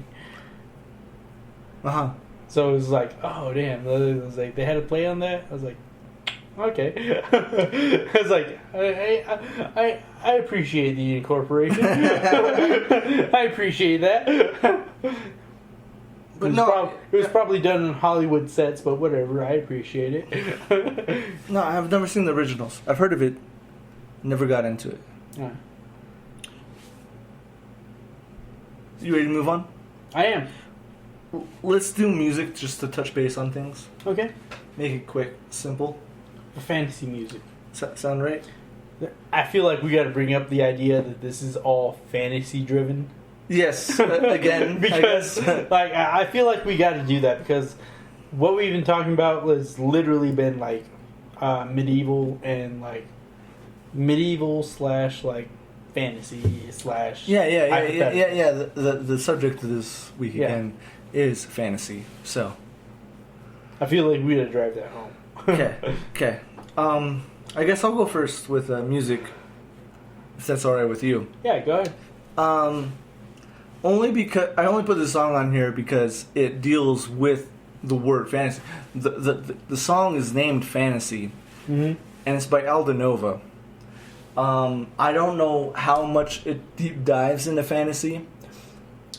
I just remember it being one of my dad's favorite songs off of one of the CDs I bought, and I thought it was ridiculous because it wasn't my least favorite, but it was like the most out there of songs on that CD, you know. And I feel like my dad never was like on that out there type of spectrum. And and because we've talked about horror before, right? We've done this as a subject. Yeah. But we couldn't think of anything good other than soundtracks off of horror. But there's so, like, now that I think of it, there's so many good horror songs. There are. You know? Oh my god. Dude, this is why I was like, when the horror like section came up, I was like, dude, I have so many things about horror, but I can't think of any of them right now. Why are they not coming up? So on this little bit of the segment of fantasy, no offense to any religious people out there thinking that we're trying to bag on you or like trying to discredit anything you do. Yeah. But 666 by Iron Maiden, I would consider that slightly fantasy / horror. That is, I would agree. But it's such a good song. At the same time, yeah, it's like it's telling a story, and it portrays it well, and it's just the thing. And I really like the song. What do you have? Okay, so for music, I actually kind of have well, I want to bring this up. Most EDM music is kind of fantasy. Like, I get that, like, a lot of EDM music is, like, they're literally just trying to, like, kind of re-innovate music in their own sense. And they're trying to, like, and I see the ones that they're trying to do with, like, Zelda, they're trying to do with, like, a lot of different, like, high-name video games. Yeah. And I see that, I'm like, okay, cool. It's like, it's interesting. Hey, it's like, listen. Yeah, exactly. Yeah. God. That's a very popular one. It makes me in the head. Nowadays, it actually makes me mad when I see stuff like that. But like, it's like, but EDM was built upon like, hey, let's have a fantasy version of those songs, and it was good. Like that's what EDM used to be.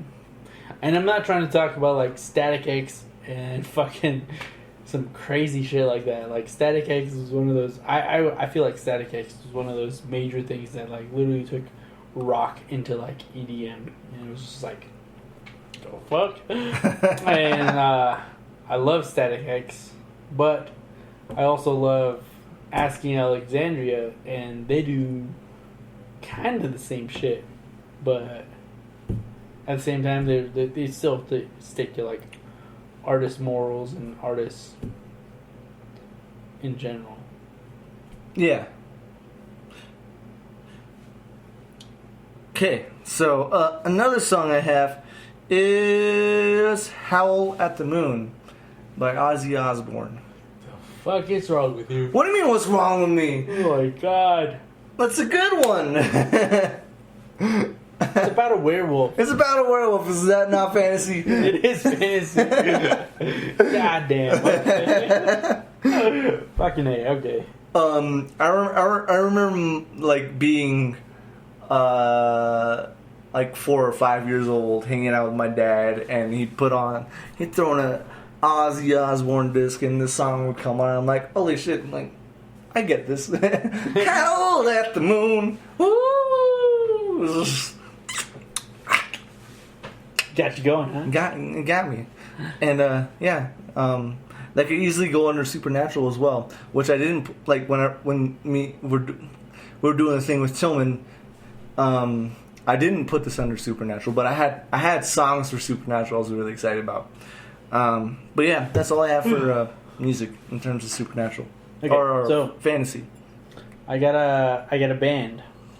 Mm-hmm. Yulveti. I don't know them. Celtic band. Yeah? Yeah.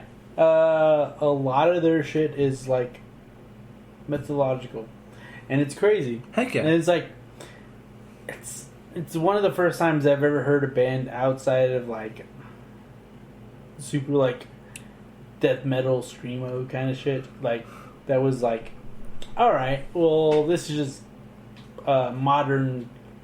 I wouldn't say modern. I would say alternative Celtic music, and it was amazing. It was really good. Okay. The way they did it. Like, the way they portrayed themselves, amazing. The way they filmed themselves, amazing. The way they had, like, every instrument you could think of in that song. Amazing. Yeah, just great. Great, okay. I would say just great. Just great. Just great. Like, Not amazing. It wasn't amazing. It wasn't, like, to be honest, it wasn't. I mean, if I have any credibility, it was just great. It wasn't amazing. It was just, yeah, it was great. Sure. I mean, you gotta undermine the great a little bit. But like, the idea is like, it's crazy how much skill and performance is behind all that stuff. Yeah, behind any performance, actually. Yeah, like that. Well, that's kind of what I meant. It's like in general. Like, literally in general, like, there's any performance or any, like, expressionism. It's amazing how much I never saw the amount of, like, effort that goes into that form of expressionism. And it's amazing to see. Sure. And I kind of want to keep going down that rabbit hole, like, to see how artists develop themselves. Because my form of self-expression is physical. It is not emotional. It is not vocal. It is not spiritual. Mine is physical. Physical is crazy because you can express it, and you express it because exertion happens. It is a physical property. Yes. And that's kind of why a lot of people consider it the dumbest form. Is like literally like, it's like, oh yeah, well you exerted force, so you're tired. Yeah, that's cause and effect. it's like, but literally you can attribute that to all people's cause and effect.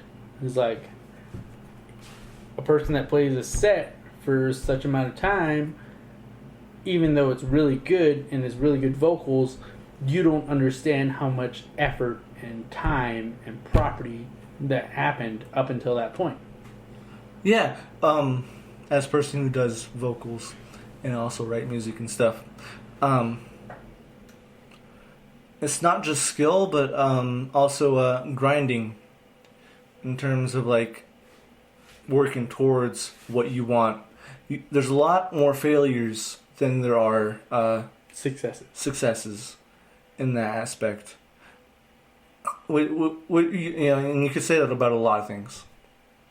And it's no different as long as you're trying hard and you're doing your thing. But that's what I think. Like that's the misconception about like, and this is where like my defense in physical attributes happens is that like some person in their sound mind and their sound body literally tried their hardest.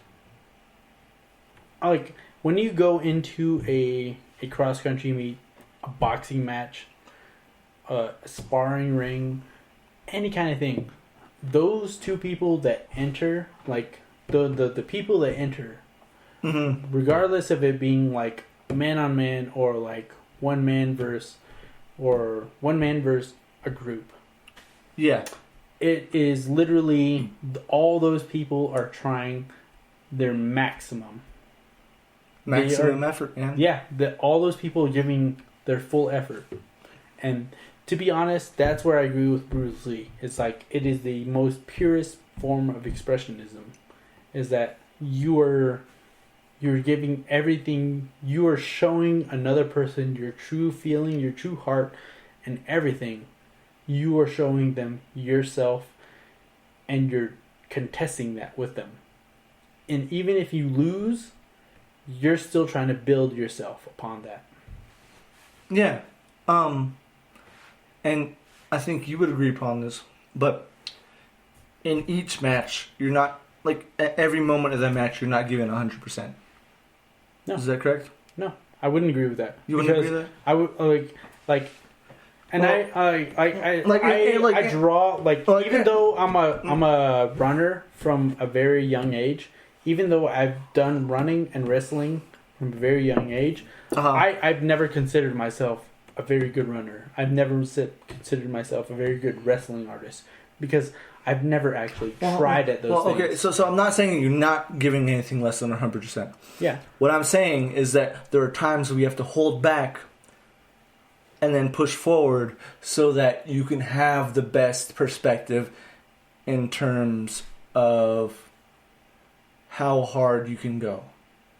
In terms of singing, correct, is that, like, there are parts where you can't go hard because that part's supposed to be this soft.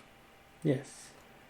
And that's why I respect, like, vocalists a lot. And I feel like that's the same thing with also physical aspects, is that there's a part in boxing or wrestling, because I've also done wrestling, where you don't go hard, you have to, like, hold back a little bit so you're not exerting too much energy so that you can save it for later.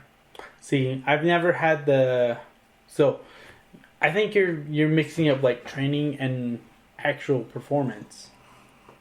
Because yes, in training, I've never really, like, I've never pushed myself to the point where, like, I'm gonna embarrass somebody. Like, if I knew I was gonna win before the match started, I wasn't gonna go as hard as I could on the person. But if I understood that the person was gonna give me a little bit of struggle, I would pin him quickly. I would definitely show dominance in that era, just to demoralize him, and then I would act more humble. No, sure, that makes sense. But that's the crazy part. Is, like, you can't do that in vocalism, or, like, you can't distribute that vocally. Like, I could see it if it was, like, a rap battle or, like, a music battle. Because a wrestling match can end within 30 seconds. Yeah. When you're singing that song for at least a full 3 minutes, no matter what. I don't think the stamina is a part of it, though.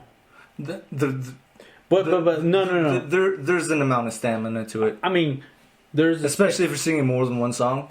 There's an amount of you best believe. No. What I mean is there's an amount of stamina to both those attributes. A fight isn't just 3 minutes. A fight's 5 minutes. Yeah. Like, literally, like, okay, how much time do you get between? And I'm genuinely asking this: how much time is there between 5-minute songs? Probably about, like, 10 seconds. To adjust all the vocals and all the chords and all. Okay, what?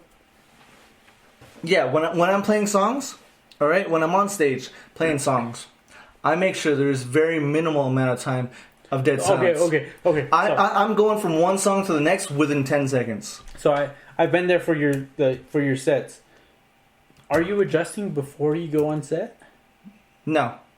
No. What I mean is like. Do I think about it? Yes, yeah. That's what I mean. Am I preparing for it? Yes. I write down the songs only because I think these songs will go well together. Before that, I don't think of like how can I adjust well to each song after each song. So the main reason I'm asking is like, is there a predetermined like variable? Like, say like there's a song that has heavy melodic tones, and you want to encompass those more than vocals. Do you scale those up between songs, and then do you plan that out beforehand? You've heard my songs before, and at most there's about 30 seconds. Like at most, there's about 20 seconds of me not singing. Other than that, everything else is me just singing. Yeah, definitely. Like, but with melodic tones, I'm always singing melodic tones. Melodic tones are in my singing, not in my guitar. No. But what I mean is like, is variable change already accounted for before you go on set? I plan my songs to account for how the crowd will feel after each song. Okay. Does that make sense? That does make sense. So, you allow yourself to open adjustment. Yeah, there are some times where I don't even add a song because I feel like after that, that's not what they will feel. So I will change up my set list on and adjust to it. Yeah, and that's but I will think about that within 5 seconds, and then the next 5 seconds I am changing to that song. So I give myself at most a 10-second leeway. So this is the thing that's kind of crazy to me, is that you have that amount of adjustments between songs. Think about it as a life and death experience. How much time are you going to allow yourself to adjust to a life and death experience? Like, if you adjust to a life and death experience, it's like, oh, are you going to think about like, hey, somebody's choking me out. Should I grab their arm? Should I put my hand underneath? Should I do something? And it's like, you're not going to give yourself 10 seconds. Well, at most, I would give myself 5 seconds. You're not going to even give yourself 5 seconds. I would. You're going to give yourself 2 seconds at most. Literally, 2 seconds. I say at most. But I would say 2 seconds at most. Yeah? Literally, 2 seconds at most. And that's almost a statistical anomaly, is that every person, literally, like, if you put a bag over somebody's head, they don't go, hey, I'm going to rip this off my mouth because it's just a piece of bag. They go for the thing that's around their throat because that's the thing they feel. Mm-hmm. I've actually thought about that from watching movies, and it's crazy, right? Like when you watch a movie, it's like, oh, we just got a bag over your face. Poke a fucking hole in your mouth so you can breathe. No, yeah, and I agree. And like, I've actually put myself in a lot of stressful situations to deal with things like that. Yeah. You know, there are times where I mess up. There are times where I don't, and do perfectly. Which deals more with games than anything else. I guess, but you know, like, games is a very, very. If you don't do this right at that moment, you know, like, you're out of the game. Yeah, that's fair. That's fair. You know? Yeah, I get you. What are we talking about? Are we still talking about music? So the one of the things that I've had for music was Yulveti, which is Celtic music, but it's also very melodic. It's melodic metal, which is crazy in my mind. But it also sounds very like if you were in like a modern version of a fantasy, that's what you would hear. Is this crazy? Is this the one where you talk about fantasy? Yeah. This is where like this is like fantasy music. Like, in my mind, this is fantasy music. because it's crazy because like there's flutes, there's pan flutes, there's cellos, there's drums, there's guitars, there's electric guitars. I'm like, what the fuck is going on? It's like there's so many people to the band. And I was just like, what the fuck is going on? It literally sounded like a fucking game background, but it wasn't. It was just a band, and they had such amazing melodic tones that worked well together, and obviously, since it's Celtic, like it kind of links it to the old world, where in the sense where you're like, hey, this might be a fantasy, especially since it brings it into the new world too, where it's like, electric guitars, electric bass, weird stuff, hilarious, like not hilarious, but like amazing, not hilarious, but like it drives home the idea of like fantasy, solely. It's crazy. It's good music. If you haven't heard of it, Yulveti, it's amazing. It's break time! We're back, and we're talking about video games. We just got done with movies, music, and TV shows. Not in that order. And, we'll just take two off the top of the list because we've talked about them for a while. And we've talked them not in, like, exact in depth, but we have mentioned them and talked quite a bit about them, which is Fable and Skyrim. Yes. Yeah. And on my end, Final Fantasy, definitely. I assume so. Yeah, Final Fantasy, definitely. I think that's the only one that I got that's like it's been a constant mention. Okay. Yeah.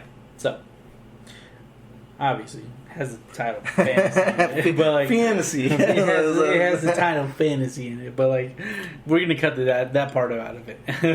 Yeah. So let me just bring up one that I think you and I can agree upon, and we could both talk about extensively on before we get to the other two. Okay. Which is Zelda. Oh God. Zelda is a magnificently well-placed fantasy game in the genre of games. Am I not wrong? Yeah. Yeah. Like, Breath of the Wild was magnificent. Ocarina of Time was magnificent. Majora's Mask was magnificent. Like, I haven't played all the Zelda games, but I know that Zelda is a staple in the fantasy version of any adventure fantasy game. A Link to the Past. Oh my God. You can't even mention the original. Oh, great. But like, yeah, I agree. I left that to you. So,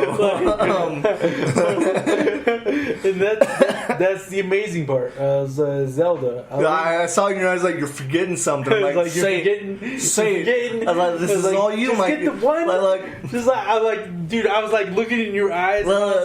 I was like, he's got to get at least like, just say like, oh yeah, all these great titles. Starting from A Link to the Past. I would never say start from because... Oh my God. Because you know the original fucking Zelda game sucked, right? I do. Actually, but like, that's why I was like, okay, all the way from like A Link to the Past, because technically that's Zelda 2. Yeah. But like... it being good starting from. yeah. Like, oh God. But the only thing I really credit the original Zelda for is the creation of the Triforce. Yeah. Agree. Like all the story could have gone to hell, and all the gameplay could have gone to hell, but the development of the Triforce was influential for years. And still is. It is. It still is. Like, I believe it's still a thing in Breath of the Wild. Yeah, the fucking Triforce. That alone. Like, developing that, it gave you purpose.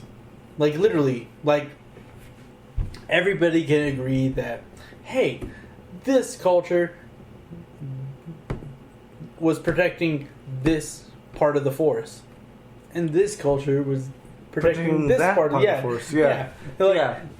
The idea, the idea that all nations were equal, based upon the idea of the separation of the forces of nature. Yeah. And that's what equality was at the time. Yeah, but Zelda as a whole. Amazing. Yeah, Zelda as a whole, amazing. Great fucking fantasy game. And, you know, I don't want to deep dive into it because, you know, like, we've been talking a lot. If you want, like, that's a whole fucking podcast. 2.5 hour podcast on Zelda itself. Yeah. Dude, so many of the things we've talked about today could have had their own podcast. To be honest. Agreed. To be honest. A lot of things we talk, like, even the random, like, which was just alcohol. And so much of it could have been, I was so surprised I kept it under 40 minutes. The weird part is, that could have gone, like, 2 or 3 times beyond what it went to. Yeah, that's why I made it really broad with the, hard alcohol. Yeah. You know? And, but yeah, Zelda is one of my things as a fantasy game. Okay. Which is, I feel like, perfect example. Nice.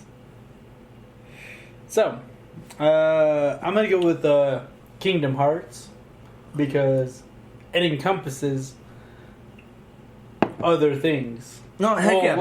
Well, to be honest, it encompasses a lot of Square Enix characters, which I am truly in love with, which are the Final Fantasy characters. Yeah, I know of the game. I've never played it. Really? I've never played any of the my God. of the Kingdom Hearts games. There's 3 now. I know.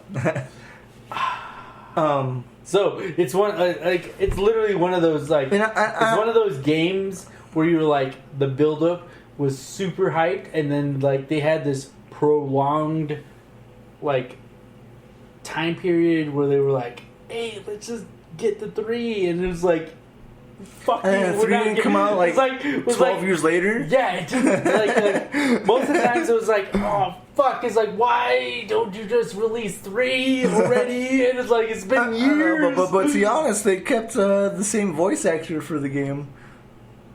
They did. The entire time. They did. I mean, to be honest, what else? What other voice acting positions are you in?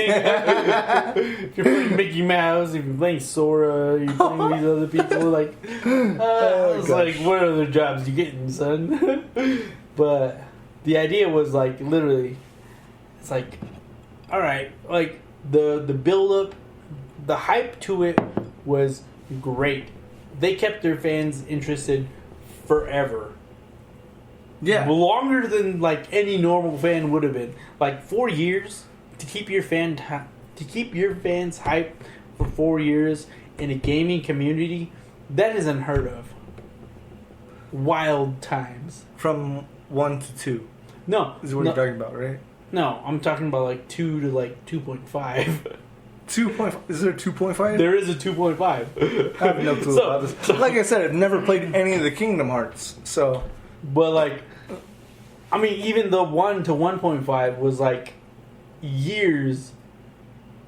Yeah, and it was like, to be honest, they just like they announced Kingdom Hearts 3 2 years before they actually released it. Yeah, you know what's funny is they came out with Kingdom Hearts 2 before they came out with Kingdom Hearts 1.5. Interesting. I think it's hilarious. Dude, that's that fucking that's a Jedi mind trick on you. Heck yeah, man. It's like, you think you know. So another game I don't think you know much about that I have on my list that is fantasy is League of Legends. I do know a lot about League of Legends. Do you know a lot about League of Legends? A little bit. Because I know, like, from the start of it. Because beyond the start, it's created by Riot Games. and I very much respect Riot Games and everything they do because they are DIY and they've been DIY, well, quote unquote DIY from the beginning of them doing their thing, right? Yeah. And they've amassed a grand community behind what they've built. Yeah.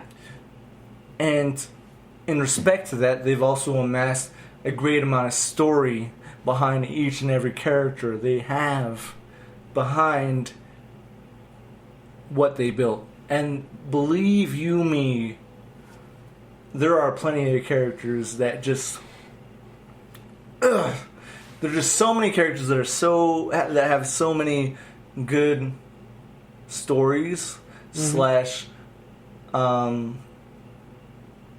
characters you want to hate that still have good stories. You know, like everything I've read behind everything they've done, everything I've read behind the stories they've done with each character, interconnects.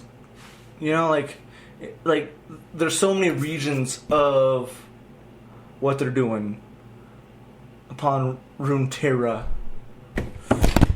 Shit. My bad. That, you know, they've done right by the community in terms of fantasy lore. Okay. Wouldn't have it any other way. They're actually coming out with an anime. Are they? Yeah. That's weird. They've come Why? They suck. I'm just kidding. Asshole! You don't even know what it's about. I do know what it's about. Do you? Yeah, a little bit. And it's fucking hilarious that you bring it up. Because there's like... Okay, so... A lot of colleges, around the time that League of Legends was coming up, was like, hey, we'll sponsor your team through our university, and we'll give you full scholarship through our school if you just play this game with our name on your back. It's like, okay, and I mean, and that's literally how almost esports became a thing. And it's part of esports. Well, that's where it originated from, so I'm hoping it's still a part of it. So that's kind of the crazy part. Like, literally, like, esports became a thing because colleges were willing to back esports. Like, literally, like, I don't think, and I might be wrong about this, but in my personal opinion, the esports wouldn't be a thing nowadays. I don't think it would be what it is. I mean, obviously, it's branched out, it's evolved, and it's developed off of a lot of other things, but, like, I don't think it would have grown to what it was if colleges didn't invest in the idea that esports was a thing.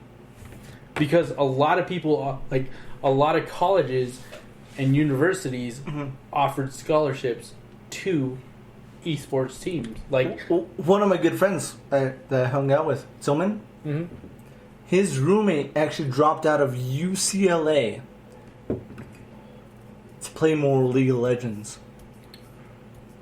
I'm not certain if he was good at it or not, but he focused his life to play League of Legends than go to school at UCLA. Yeah, but that's what I mean. It's like, and that was back in 2012. But I think that's what college, like, this is my credit towards colleges, is that they saw, like, academics saw that this was not just a fad. This was a growing trend. And they doubled down on it. And even though a lot of people called them stupid for investing in esports, it was like, hey, why the fuck are you investing in esports? It's like, no. It's like, this is a growing community. And nowadays, literally, it is, esports are watched more than the Super Bowl. Which is literally one of the most watched things in the world. Yeah. Like, not even FIFA can claim that. Like, that is one of the most watched things in the world. The NFL playoffs. Fucking one of, like, the World Series is one of the things people watch around the world more Baseball? than any. No. The World Series? Is that what you just said? Well, yeah, World Series, but like The Super Bowl. right? Sorry, the Super Bowl. Okay. Sorry, the Super Bowl. Okay. Like the Super Bowl is literally one of the most watched things around the world, and it's not just Americans that watch it. Yeah, I agree to that. Yeah. So, and FIFA, which is like around the world, like more than like the World Cup. yeah. The World Cup's not even watched as much as the Super Bowl. Because the Super Bowl happens every year. The World Cup happens every 4 years. Kind of like the Olympics. But Yeah. every 4 years, even on those 4 years, even when that 4-year mark happens, they're not as watched as much as the Super Bowl. At all. Sure. There's so many people invested in the NFL. And yearly, esports has overlapped them Yeah. Yeah. 2 or 3 times. Yeah. And And that might be because like the newer, like a lot of the population is newer generation. games, my guy. Like, Dude, just games in general. It's crazy. That was my whole driving point for yeah. for esports. Yeah. Do you have a game? I do. I have a few games. Okay, so I already mentioned Kingdom Hearts. Yeah. Oh, this game I loved. It was a PS4 exclusive. Dead Nation. Dead Nation was amazing. It was Never got to play it. It was a top-down scroller for like arcade. It was a top-down scroller arcade style shooter. Okay. Amazing the way it played out because, I mean, if you played it enough, you had the predictable lockdown. Yeah. And then it was like, oh damn. It's like I didn't have that. It was like that part of my predictable wasn't there. Like literally, you were just running through stages, trying to get perfects every time. Yeah. And if you got perfects, you were like, you were good. And it was wild how well the game was developed, especially learning the learning AI in it. It was like, oh, okay, well, these fucks think they're gonna do this. I'm just gonna come out of this. And it's like, like there was like a the AI had such like good repercussion to the things you were doing. Mm-hmm. But then it just became a part of like adapting to recoil, in a sense, where literally like you could like one shot the person that was trying to come after you, and then get back on the person that actually had shield and health at the same time. Huh. Like I said, I was never able to play it. I was there for PS1. I was there for PS2. After PS2, I kind of switched towards Xbox. So, Gross. most people would say. Yeah. But you know, I never regretted it at all. I did. You regretted for me? I regret for you. Okay. My last thing on games is Diablo 2. I feel like we briefly talked about Diablo 2. But the first Diablo was basically a dungeon game where you started from the top and kept going down and down and down. But Diablo 2 had a very different aesthetic to where it was more open world, to where you're going from one landscape to the other, which is what I very much enjoyed about Diablo 2. I don't know if you've ever played Diablo 2. It was very much more a PC game. I mean, it was a PC only game. So, yeah. Made by Blizzard, obviously. Yeah. Hilarious. Thoughts? No, it's funny that you bring it up, but like, I thought you had more to go on. I mean, I do. There's an expansion pack to Diablo 2, which I feel like is one of the very first types of DLCs that came out for games. You know? And Diablo 2 only was like $20 to add on to your Diablo 2 regular game. And then when the game had the expansion pack at first, it was just Diablo 2 plus the expansion pack.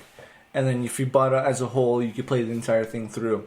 Which, yeah, obviously this came out like in the late 90s to early 2000s.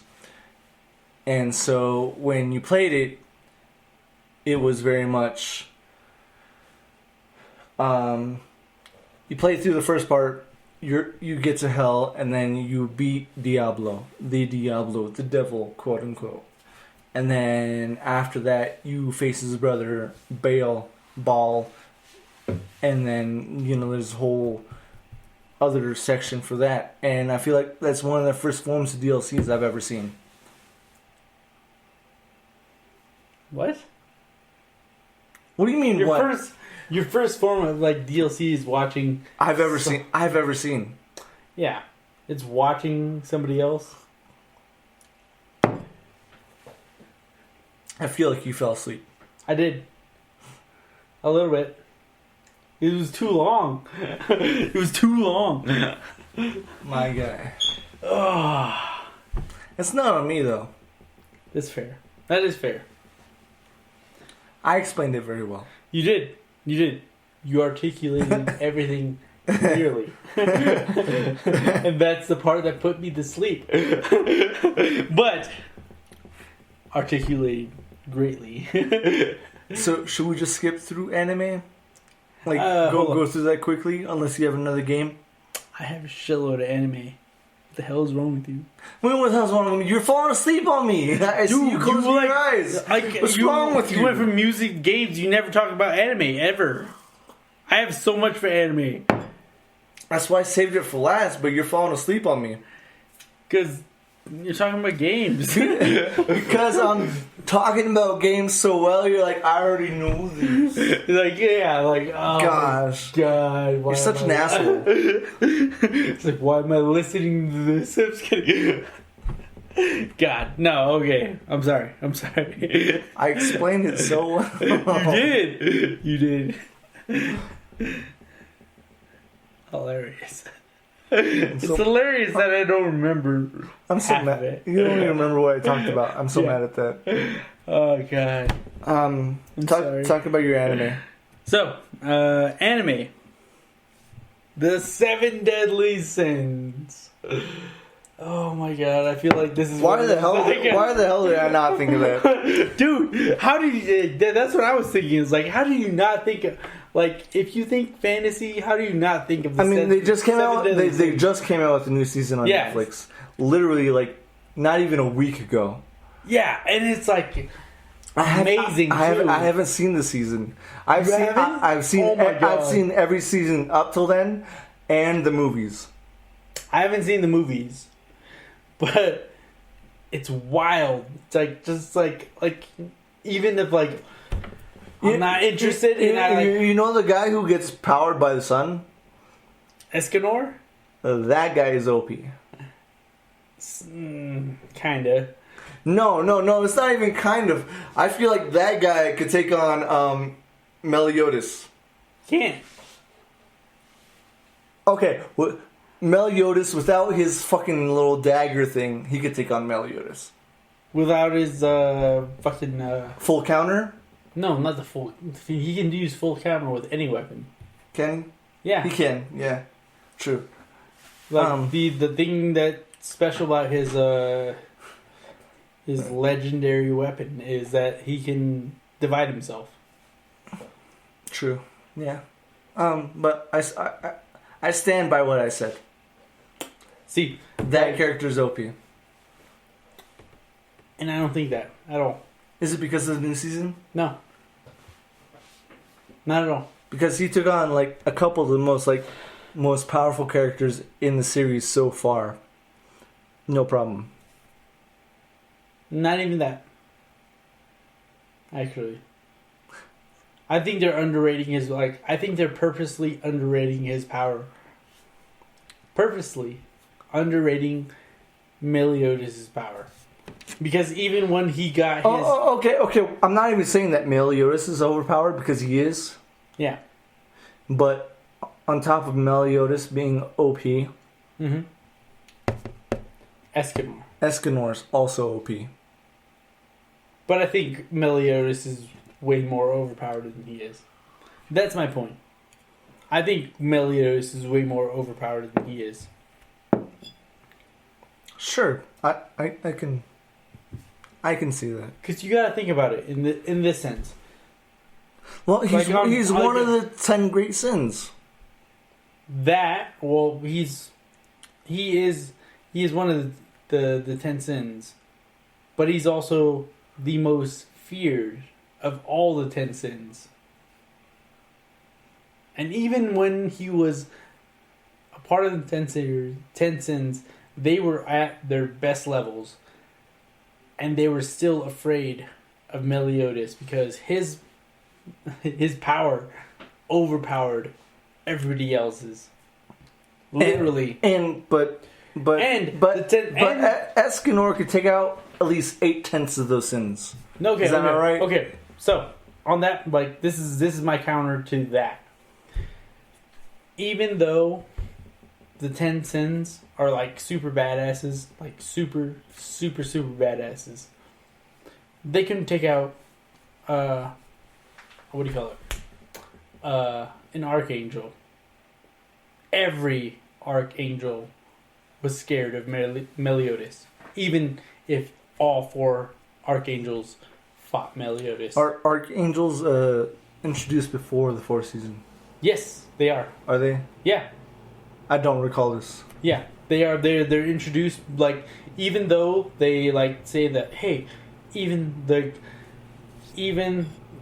the 10 Commandments were scary as hell, every archangel was scared of Meliodas and his power, even if all four archangels fought Meliodas at the same time. There's only 4? Yeah, it's the 4. Well, that's what they are. It's the 10 commandments, and the 7 deadly sins. Yeah, and then there's the 4 archangels, which are currently the top holders of power levels. But all 4 were scared of Meliodas. Yeah, even all 4 combined to Meliodas were afraid of Meliodas. Okay, I don't. I've never said Meliodas was an OP. But can we both agree that Escanor, at the place he was put in within the season of season 3? Season within 3. season 3, he's a beast. He's a beast. He's a goddamn beast. There's no way he's losing. Yeah. Even when he was when you thought he was gonna lose and he still wins, that's some OP shit. It's this motherfucker fucks with everybody. That's what I'm saying, though. Yeah.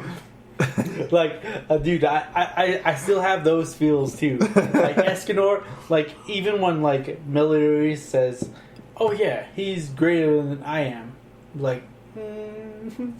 it's are you sure? I mean, he can be. He can be. He has the potential. He has the potential. And I think, but Meliodas has the power of the night. not in terms of him being more powerful at night, but in terms of him not losing power without the sun. I think this is where powers divide, because even Meliodas is one of those characters who will fight you at your best, kind of like Goku. He's willing to wait for you to be at your best to show you he's even greater than you. Mm-hmm. So, for for the fact that Melody Goku's an asshole, by the way. Yeah. So for that simple fact, Meliodas says, "Oh yeah, Escanor, he's the only person that's greater than me." For him to humbly say that, he knows he's got layers to his ability to say it's like, well, I can comfortably say, hey, at my current status, this fucker could fuck me up. But if I went to my extremes, this fucker wouldn't compete at all. Fair. But Seven Deadly Sins anime. Yeah. Check it out. You won't see Escanor for a long ass time. Dude, Escanor was like, I'm wondering where he's at in this last fucking season. Yeah. Because I haven't got through the last season. I'm wondering where he's at. I'm a little mad. I haven't seen the recent. I'm a little mad. But you ever watch Konosuba? No. What is that? So I'll just explain the plot to you. Okay. Nothing more. But it's a great fucking anime. So this guy dies while trying to purchase this game. He's a shut-in. I forget what they called him. In Japan, but he's a shut-in. He doesn't ever go outside. He does his thing, but he really wanted to buy this game, so he went out, bought this game, and was trying to go back to his home as quickly as he could. And then he died by getting run over on his way home. Okay. But so since he died, he met this quote-unquote angel that was like, hey, yo, you can go to this afterlife, you can do this, blah, blah, blah. And he was like, oh, this sounds more game-like, I want to do this. And so then he came into this most fantasy-like game type experience. And the only thing he requested, because he could request one thing as an ability in terms of going to this new thing. Mm. And the one thing he requested was that the goddess would follow him to this plane of world. And she's like, what? No, fuck you. And she had to go with him. Yeah, that was his wish. Yeah, because that was his wish. And so it was like this whole thing, and it's pretty fucking hilarious, but a really great fantasy or RPG quote unquote type of thing that I've ever seen. In terms of fantasy. And yet, you know, like if you've never seen Konosuba, watch Konosuba. Great. They've been trying to petition for another fucking season for a while. Probably not gonna happen. But they want it, I want it, you want it. What the fuck? Right? Moving crazy. It's only like, 1 o'clock. You keep falling asleep on my things. Dude, like you look at me with keep talking. You look at me with one eye. You keep talking. You look at me with one eye. Like I'm literally watching you with one eye, like two eyes, and then like close one eye, and then it's like, dude, he keeps talking. He keeps talking. And I'm just like, God damn, dude. It's like, all right, let me just let me just say one more anime. Okay. Children of the Whales. Not what you expect from the beginning to the end. Great. Netflix original. If you don't have Netflix, get Netflix. Like, what's wrong with you?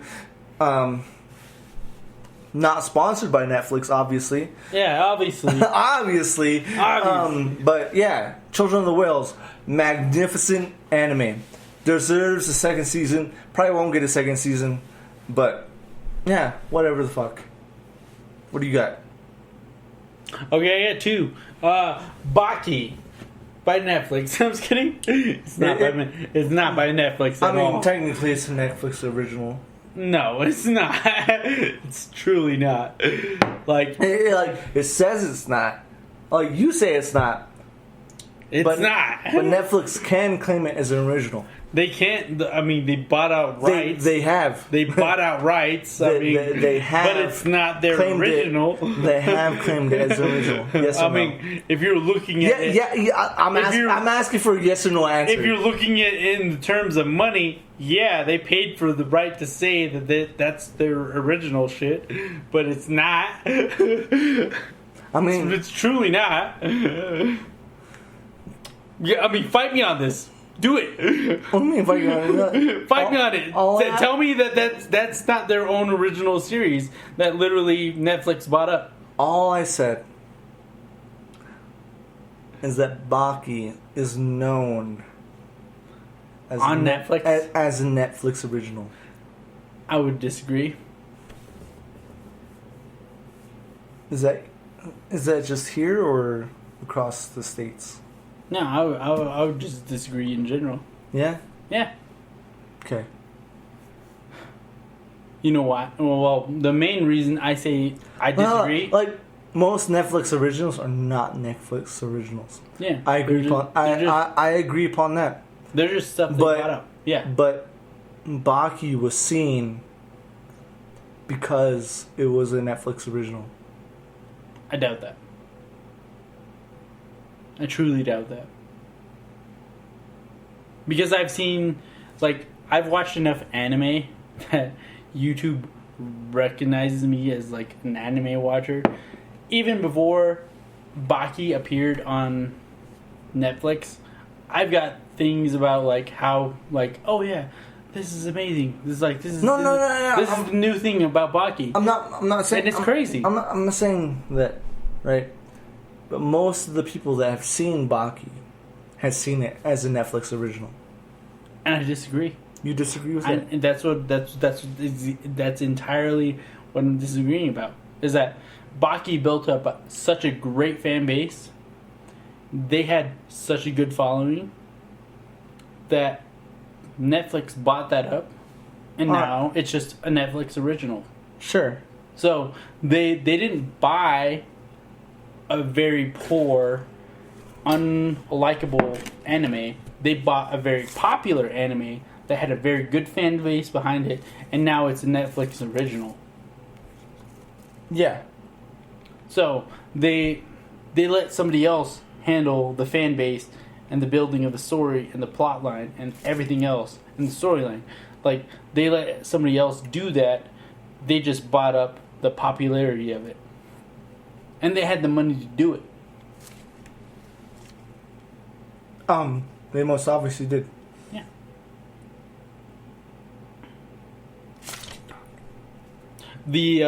But the story of Baki happens way before the show Baki. Like, obviously there's the him going through the trials in, I believe it's China.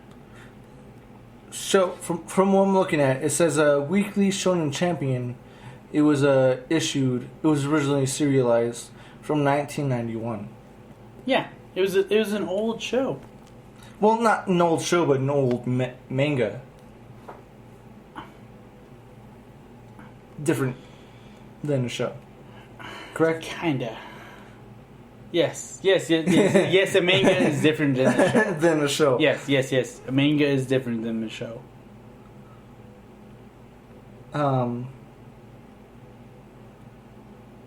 It's not that, it's not taken away from the anime that we're seeing, but it was originally concepted from 1991. Actually, since before I was born. 3 years until you were born. Yeah, it's wild. But the idea behind it is it's literally about how a boy finds out his father is a bad person, and he's trying to develop past his own father's, like, he knows his father's corrupt, and he's trying to build himself in the most non-corrupt way. So it's basically a coming of age story. It is. It is very much a coming of age story. But it also, like, it didn't start in 2000s. It didn't start there at all. Like, I feel like you're cutting out. Like, I feel like a lot of people cut out. You're cutting out 20 years. Not okay. I have no idea of Baki before I saw on Netflix. Yeah. That's a fact. But, you know, like, I'm willing to look into it. Like, I've seen, like, I barely Googled it. I was like, okay, it's been a thing since 1991 that the world has known about it. Yeah. Right? So conceptually, it's probably been around since 1985 before it even, like, reached anyone's ears. Yeah. You know? And that's the wild thing. Like, that's why I say, like, this, like, Baki's not, like, a small thing. I'm not saying it is. Yeah. And, no, I'm not trying to, like, push it on you, like, saying, like, you're saying it's a small thing. Like, I'm just trying to overemphasize the fact that, like, Baki is a great story. It's a great anime. It's crazy how much people don't know about it. Like, if you want to get into, like, a good fighting anime, that's one of the ones you want to go into. Because it has so much story development. You could pick it up right now, and you could work your way backwards and still have a great time enjoying it backwards as well as forward. Yeah. Yeah. Two other ones I want to quickly mention. The first season of one of them I want to mention was also did also the next two seasons of the next one I want to mention. Okay. And just quickly, right? Yeah. Nothing I want to let deep dive into. One Punch Man. Great fantasy series. Is it though? It also deals with like superhero type of stuff, but it is a great fantasy series. No, it's a great take on like superhero in general. Yes, but it's slightly fantasy. Yeah, I mean definitely fantasy. But on top of that, Mob Psycho 100.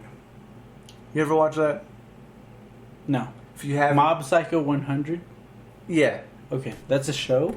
That yes. Oh my god. Okay. Yes. I might need to watch this. That is actually one of my top 10 animes ever. And it came out recently. So the same studio that did the first season of what the fuck did I just name? I don't know. Saitama. What the One Punch Man. One Punch Man. Yeah. So the industry that did One Punch Man did the last two seasons of Mob Psycho 100. And Mob Psycho is one of the best anime series I've ever seen. Fantasy or whatnot. And my gosh, if you watch it front to back, all I gotta say is perfect. That's all I gotta say about it. Fantasy. Really? Yeah. Jesus. Okay. Dude, watch it. I might. You might not. You're sleeping on me still. Like, dude, like I'm talking too regular Mob for Psycho. you. Mob Psycho. We got it. We got this. Okay, so let's end the podcast. Is that fine with you? No, or you still got we more got to say? one more. You got right? one more? What do we got? We did got games. We got right? movies, music, TV, anime. We talked about games. Did we? Yep. I mentioned Fable Skyrim. I talked about League of Legends. We talked about Zelda. I talked about. We've also talked about. I've talked about Diablo 2. We mentioned Kingdom Hearts, and we've also mentioned Final Fantasy. Okay, cool. Yeah. Dope. We did that. Yeah. Last one I left for us was anime, because I know we could talk about it. I got so much for anime. I know, but you can't talk about them all. I can. They fit in so much genres, though. They do fit in so many different. That you could fit them in somewhere else. Okay, no, this is the one that won't fit into any other genre other than fantasy. Yeah, other than fantasy. Is the Fate Stay series. Okay. Literally, the Fate Stay series is crazy because it literally draws people from all time periods into one arena. No. I know the Fate Stay series. Yeah, like you understand the premise of the Fate Stay series. If no one understands the Fate Stay series, like we're not gonna explain it to you. Go watch it. That's your fault, not ours. Watch it in any. I'll be like 100%. To be honest, no. To be honest, a lot of people are gonna tell you which order to watch it in. Dude, just start watching it. Watch any fucking season of it, and it gets progressively better and better and better the more you watch it. I guarantee you, if you watch even one full season through, you're gonna be addicted. To be honest, except the last season. Which season? The Fate Stay Fake? You haven't even seen Fate Stay Fake yet. I guarantee you haven't. The Netflix one that they came out with. Okay, I'm sorry. I'm getting. I'm trying to accost you about the new series of Fate Stay Fake, and I'm like, oh, this motherfucker hasn't heard shit about it. I'm sorry. There's a whole Netflix series that they came out with. Have you watched that? Yes. I've watched all the things they've had on Netflix.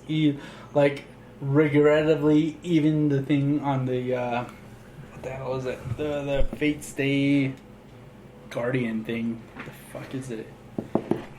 I hear the disappointment in your voice. Yeah. One of the most horrible things they've ever done to that series. All I have to say, I disagree with Darren. I disagree with Darren. Start with 0. Start from the beginning. Go all the way in. Even though 0 came second, start with 0. Yeah, my only idea on this is literally Fate 0 and Fate Stay Unlimited Blade Works were the only two that were a continuance on each other. TBH. The two that mattered the most. Am I wrong in saying that? You are. Am I? I am wrong in saying that. Yeah, you are. Okay, I only say that you are right now because what they came out with, the Fate Stay Fake, that altered everything. Fate Stay Fake, which was originally only a Japanese release. If you ever watched it, it was and you watch the fucking dude, the people who do dubs, fucking pay those guys the people who do subs for free. Pay those fuckers. Pay those fuckers. I agree. Pay those motherfuckers. Those motherfuckers deserve so much credit. It's goddamn. If you ever watch Fate Stay, if you are ever invested in an anime, pay those assholes. Because they're doing that shit for free. And, you're reading subtitles, and you're just and it's weird mainly because you have to have intent, context, and degree of vocalism, and it's that's the wildest thing about another person's culture is you have to develop that into somebody else's culture. But at the same time, Fate Stay Fake, amazing story. At the same time, I feel like we're about to go into a last call. The last call, yes? No, that's Bros and Brews. Apologies. Sorry. If you haven't checked out Bros and Brews, check out Bros and Brews. They have over 100 episodes. I think they're on 180, I believe, which is crazy because that's a lot of fucking episodes. Yeah. We haven't even done half that. We've done about less than 30, less than 20. Yes. But Very fair. yeah, check out Bros and Brews because I can't extenuate how much I fucking love Bros and Brews and all the bros from Bros and Brews. Shout out Derek. Shout out Mikkel. Shout out Derek. Love you guys. Get some. Hell yeah. But yeah, we're on, it's not last call. What the fuck do we call it? Nightcap. The nightcap. We're on the nightcap. We are actually on the nightcap. We are on the nightcap. Which is fucking ridiculous because we're never on the nightcap Fuck. I mean, yeah, that is true, actually. Like, that's not a lie. We're on the nightcap and we're doing the nightcap. Hilarious. I might drink the rest of the fucking whiskey before the night's over, though. I mean, so dude, if we don't, with the way that whiskey's looking right now, we're finishing that before the end of the night. Hell yeah, it's gonna die. Hell yeah, I'm sorry, Woodbridge, but you're gonna die tonight. But you know, we're talking about fantasy. If there's anything in these categories, movies, music, TV shows, anime, and games that we missed that you think we should have talked about, let us know in the comments. Definitely let us know, because eventually we're gonna do a podcast where we where we address all the things that we probably got wrong. You know, it's not exactly that we got it wrong. It's that we missed some things. We missed a lot of things, and we have. To be honest, we do miss a lot of things. And the only thing we ask is that you forgive us. We're a little intoxicated on all of these episodes. and we're obviously going to be going through these subjects again in another quote-unquote season. So, if you bring it up in the comments, I will read your comments because, you know, it's my YouTube channel we're doing this on so far. But, you know, I'm writing that shit down. You know, if it grows, cool. Let us know in the comments what we didn't talk about. We are going to be talking about this genre again in the future, and I hope to hear in the comments what you think about it.